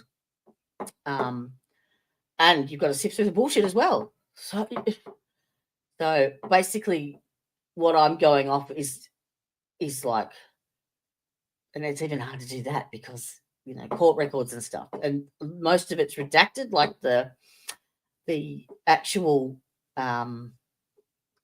hearing where he's pleading guilty. The transcript starts at page 50. Like, it's so heavily redacted, and the rest of it is sealed. It's under seal. So the valet guy talked to Martin right before it happened, and he had the gun. The valet guy, I don't know who that is. The gun bag is a question, like, because the girlfriend, Petra Wilmot, claims that bag was purchased like the week before at Maya, and that there were all these special requests that he had to, like, it had to be a certain length and size and all this stuff. But I don't know. I don't know who to believe, and given that there's so much bullshit flying around, who knows? But what would a retired police officer have to gain? What would a victim, like Wendy, actually got she got harassed so badly by the community because she actually came out and said that she saw the shooter and it wasn't Martin. She was absolutely harassed by the community. And so were the nursing staff and the doctors at the hospital that treated Martin after he came out of Seascape. So, there was a lot of community pressure on the police to try and get a conviction. So, put two and two together. I don't know. He was just, and then, like, okay, well, let's put numbnuts. Let's nominate numbnuts because he doesn't know left from right or right from wrong. So let's just, easy. Then once he was incarcerated, he was isolated completely for 3 years. Carleen, his mum, couldn't visit at all. He had no visitors. He had no mail. I've got letters that show from the prison and from Carleen that she's requesting to see him, and they're saying no, he doesn't want to see you. He doesn't want to read your letters. And in the 30 years that he has been incarcerated, she has been the only person that's been allowed to actually visit him at Rysden Prison. Every media interview has been denied. Every other interview has been denied or request to visit him. So the only way that I can see because like there's so many of his rights that were not upheld, so many, his own defense attorney coerced him into it. And he admits it on a video. Right to trial. There was no attempt made for a trial. They didn't want a trial. They didn't want anything. They wanted him to plead because IQ of 66, probably not fit to stand trial. If they went to trial, then all of the evidence would have had to have been exposed for the public to see. This way they could keep it under wraps and seal it. They basically just jailed the village idiot. So yes, I'm trying to answer all these questions. And I'm happy to share the Dropbox and everything with you if you want it, so you can make your own minds up. And I encourage you to go and watch the WASP files as well. And yeah, do your own research, because you don't dig, you don't find, you don't know. They kept their movements slow. I should have said that to Proctor. Actually, I saw a quote up there. I missed it. Where is it? So many questions. How did she know the person she saw was the shooter? Yeah, he had the bag, the camcorder. I can't remember exactly what she said, but I will be playing the interview. So, yes. If I'm still up, yeah, it's only 3:30 in the afternoon. I'm busting for a wee, so I'll keep playing this and I'll go for a twinkle. And close to the ground. The constables were rescued without the team being detected. But remember, just watch it with a grain of salt, okay? Whilst I'm here and I haven't got my buzzer. Over the course of the night, Bryant fired 250 rounds in random directions. Bryant's guns went silent between 4 a.m. and 6 a.m., while he presumably slept. Police still did not storm the house because they had no way of knowing for certain if Bryant was asleep or if the house was booby-trapped. And even if he was asleep, there was no guarantee that Bryant wouldn't have time to wake up and kill a hostage before he was cut down or apprehended. At 6 a.m., April 29th, 1996, the sporadic gunfire resumed. Bryant was obviously awake. Police settled in for the second day of the siege. Amidst the renewed gunfire out the windows, one of the shots may have gone off inside. At some point that morning, it is thought, Martin Bryant shot and killed his hostage, Glenn Pears. It is also possible that Pears was murdered at some point during the night. At 7:45 a.m., police noticed that smoke was billowing from the second floor of Seascape Guest House. 10 minutes later, the fire spread to the ground floor. Bryant's ammunition started exploding in the heat. The fire might have spurred police to move in, but the combusting ammo sounded like gunfire, making it too risky to advance.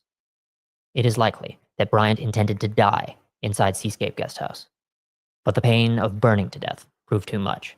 Instinct kicked in. At 8:15 a.m., Martin Bryant suddenly burst out of the front door, his clothes engulfed in flames. Bryant ran around the back of the house. He stripped off his burning clothes and reappeared at the front of the cottage, completely naked. He dropped to his knees on the lawn. Police moved in and cuffed his hands and legs. Then they carried him to a waiting ambulance. He was taken to Royal Hobart Hospital and treated under heavy guard. He had sustained second and third-degree burns to his legs, back, and buttocks. Meanwhile, Seascape Cottage continued to crackle and crumble. Firefighters were brought in. The inferno was eventually tamed. Investigators quickly found the charred remains of Glenn Pears, cuffed to a railing, and David and Noeline Martin lying together in one of the bedrooms. 35 dead, 23 wounded. Among the fatalities were 2 children.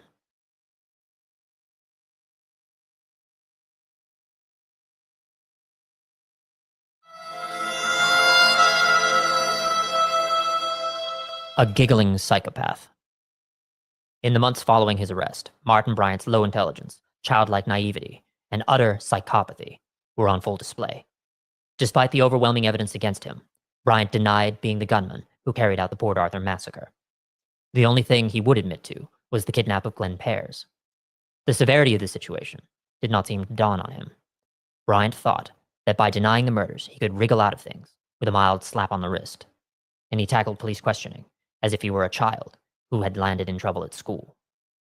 Of course, the cops had dozens of eyewitnesses, video footage, fingerprints, ballistics evidence identifying his guns, recovered fairly intact from Seascape as the murder weapons, and his Volvo was left at the scene. Never mind that the 4 passengers inside the BMW he had stolen were found dead at the entrance to the Port Arthur Historic Site. Yet Bryant falsely believed he was in the position and had the cognitive ability to play cat and mouse with the cops over the day's events. On the 4th of July, 1996, Bryant was brought into an interview room, his legs manacled and his arms cuffed to a wheelchair. He was subjected to an extensive interrogation that lasted several hours. Again, Bryant proved himself uncooperative. He just sat there, smiling and giggling, expressing patently false sympathy for the victims and issuing the occasional flimsy denial. He seemed to be enjoying the attention, and given that Bryant used to pay thousands of dollars to fly across the world just so he could talk to the plane passengers unlucky enough to be seated next to him, there did not seem to be a very high bar for the quality of the conversation. He did not seem to mind that the officers present were generally disgusted by him, occasionally frustrated and angry, and that they were accusing him of multiple murders. One of the detectives present asked, "Do you remember the 28th of April this year?" Bryant replied, "I don't. Was that the day I suppose everyone's talking about?" Police asked Bryant what he did after leaving 30 Clare Street that morning. Bryant replied, I went surfing that day." The cops asked if he made any stops on the Port Arthur Highway. Bryant admitted to stopping to get a coffee. He did not mention the other stops, and outright denied stopping in the town of Sorel to buy a bottle of ketchup. He laughed and shook his head. "What would I need a bottle of tomato sauce for?" To this day, we still don't know why the hell Bryant bought it, but there may not be a rational explanation. We aren't dealing with the most rational mind here. It is important to note that during his recovery in hospital and subsequent time spent in a jail cell, authorities tried to deprive Bryant of any information or media coverage about the massacre. At one point, during the interview, Bryant asked, "How many people died altogether there?" One of the detectives replied, "Including the people at Seascape, 35. At that point, Bryant's mouth dropped open, and he did a double take. He seemed pleased that the number was so high. He followed up with, "And how many people injured? Many?" "Quite a lot," came the answer. But that wasn't sufficient for Bryant. "How many is quite a lot?" "Approximately 20. Bryant's mouth dropped open again. He leaned forward and grinned, as if he could not believe his luck. He asked, "What, seriously or not?" Then he laughed. No remorse, barely recognizing that these were people. From Bryant's perspective, he had wanted to make an impact, to terrify society, and be seen as a villain. So all he heard was a high number, like it was a high score in a video game. The detective got irritated. "I've told you what you've done." Bryant looked back at him insolently. "What have I done?" The other detective interjected, "You killed 35 people." Bryant merely smiled, shook his head, and looked away. Two more detectives were brought into the room. They continued to press him on the murders. Bryant continued to sit there, giggling. The detective said, "It's not funny, Martin. Why are you laughing?" Bryant shrugged. "I can't explain any of this. I don't know anything about the killings." "But it's not funny, is it?" "What isn't?" Bryant asked childishly. "What I told you about. So why are you laughing?" "Because it's good to get out of my cell," Bryant said, and he started laughing again. The cops brought forward an AR-15, the same model of gun used during the massacre. Bryant admitted to buying one under the table from a vendor named Terry Hill. Bryant answered a classified ad in the Hobart Mercury. He had bought the gun at a steep 500% markup and paid in cash. No record of the transaction. No need for Bryant to have a firearms license. Bryant added, "I wish I had that AR-15 in here. Then I'd probably be able to get out. Jump out the window and escape. Because I don't like being locked up." Bryant denied being the owner of the big blue sports bag found in the yellow Volvo left at the scene, containing boxes of ammunition and the 12-gauge shotgun. Despite witness testimony from the store clerk and his girlfriend seeing him buy such a bag, despite witnesses seeing him with it in the cafe, despite his fingerprints being on the bag, the ammo, and the shotgun, and all over the Volvo, Martin Bryant denied everything. The only crime Bryant would admit to was the kidnapping of Glenn Pears, but not his murder, nor the murder of his girlfriend. It required quite a few distortions and leaps of logic. Bryant claimed that Pears was driving the BMW that Bryant later torched outside Seascape. Of course, Bryant had stolen the BMW driven by Jim Pollard from the entrance to Port Arthur, killing all of its 4 occupants. Pears had been driving a Corolla. Bryant made no mention of Pears' girlfriend, Zoe Hall, whom he had murdered at the service station in full view of witnesses. As to why, in Bryant's version of events, he stole the BMW, he merely said, "I saw this car, right? And I liked it." Regarding Glenn Pears, a detective asked, "How did this guy get to be in the boot?" "Oh, I put him there. I had this gun, see? The AR-15. I pointed it in his face." Bryant provided no explanation as to why he just randomly decided to steal a car and take someone hostage that day. After a moment's thought, he added, "See, if people didn't do these unfortunate things, you guys wouldn't have a job." Then he laughed. The detective replied, "Well, there's a lot of truth in that, mate, let me tell you." Bryant was shown a file folder full of images from the crime scenes at Port Arthur, including photographs of each of the 35 dead. Bryant's reaction was to pore over them, fascinated, gleeful, reveling in it. He started laughing. There was not a trace of regret. Frustrated, the detective slammed the folder shut and walked back to his seat. Bryant was asked, "What would you think about a person who has killed 35 people? What would be your opinion of that person?" Bryant looked at the detective insolently, rolling his eyes and looking at the ceiling. Then he said, "It's a wicked, awful, horrendous thing. Something like that. I don't know. And they reckoned others were injured?" he asked, obviously relishing the moment. "Many injured. There's been 2 little babies shot. There have been many witnesses who have given very graphic description of you being responsible for killing those people." Bryant looked at the detective with a mixture of boredom and contempt while he repeatedly nodded his head. Then he replied, his voice full of mockery. "It's sad, isn't it? Horrendous. Beggars belief. Horrific. For anyone to go down there and do a thing like that."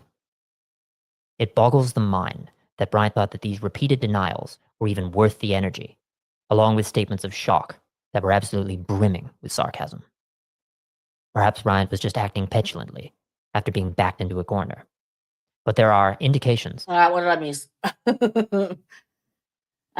You didn't vote in today's poll. All right, well, I'll tell you. Out of the 200 people, I'm going to close the vote. Voting now. End of poll. What were the results? Okay. Correct. Two people out of 100 ID'd him as the shooter. 2.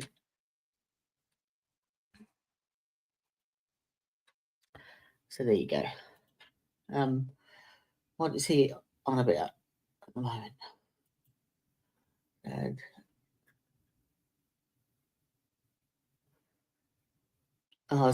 Is he going through the police interviews? Should get out. Of course, I should get out. I should get out on bail tomorrow. What? Let me go back a little bit. Horrendous. Beggars belief. Oh, Horrific. I like the voice. For anyone to go down there and do a thing like that. It boggles the mind that Bryant thought that these repeated denials were even worth the energy, along with statements I've never heard of a valet that were guy. absolutely. I've no, nothing that I have found has mentioned anything about a valet guy.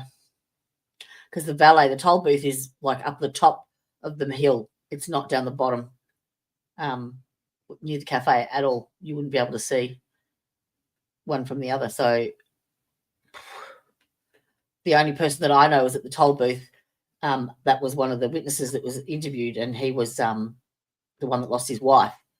So I don't know any valet at all. And valet suggests parking.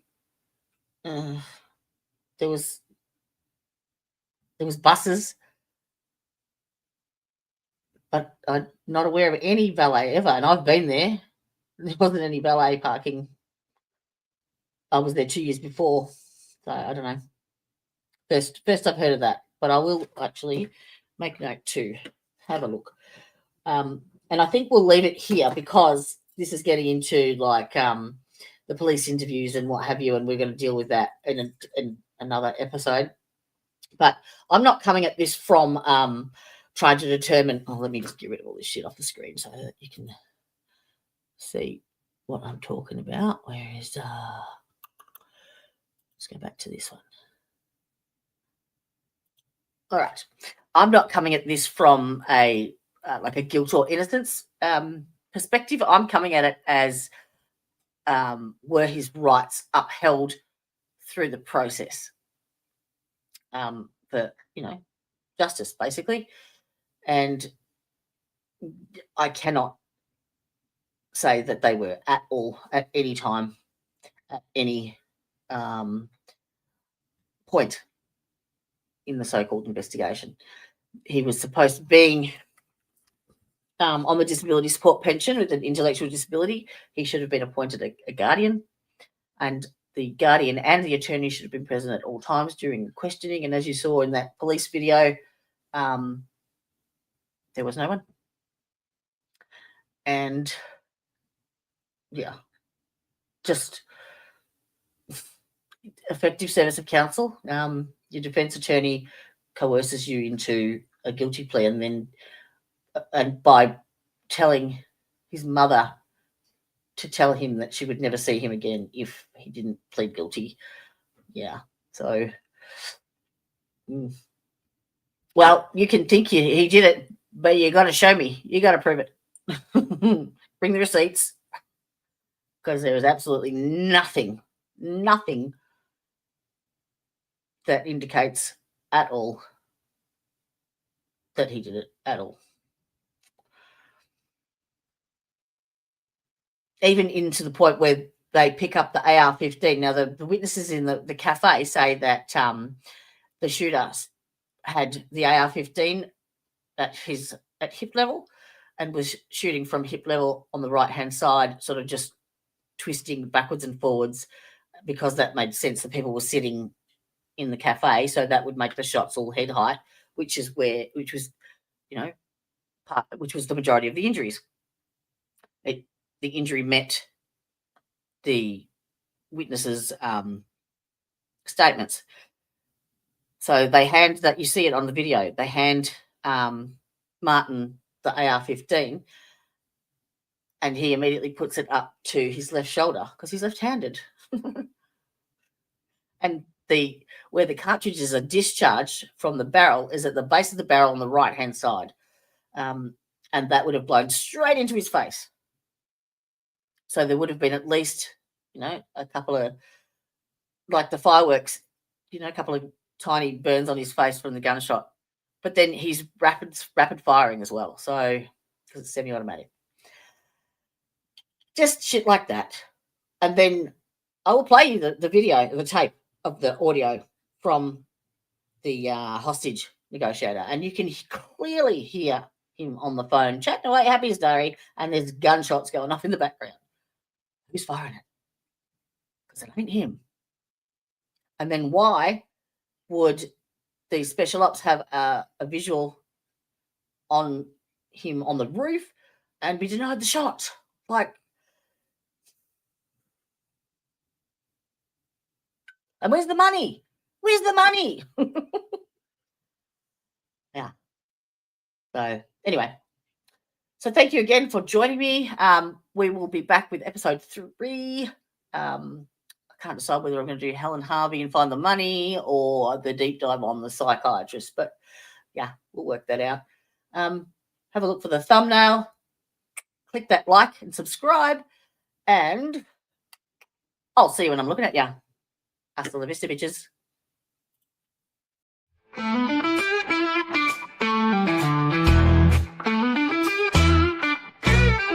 Hey there, thanks for stopping in. We hope you will join us again. We all look forward to next time. We get to talk about true crime. Clues. Justice served in an honest fight.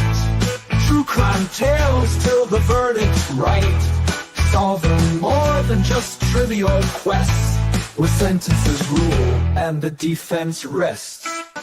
Our true crime family is great. All types of topics we debate. Smash that like and ring that bell. Hit subscribe, you might as well.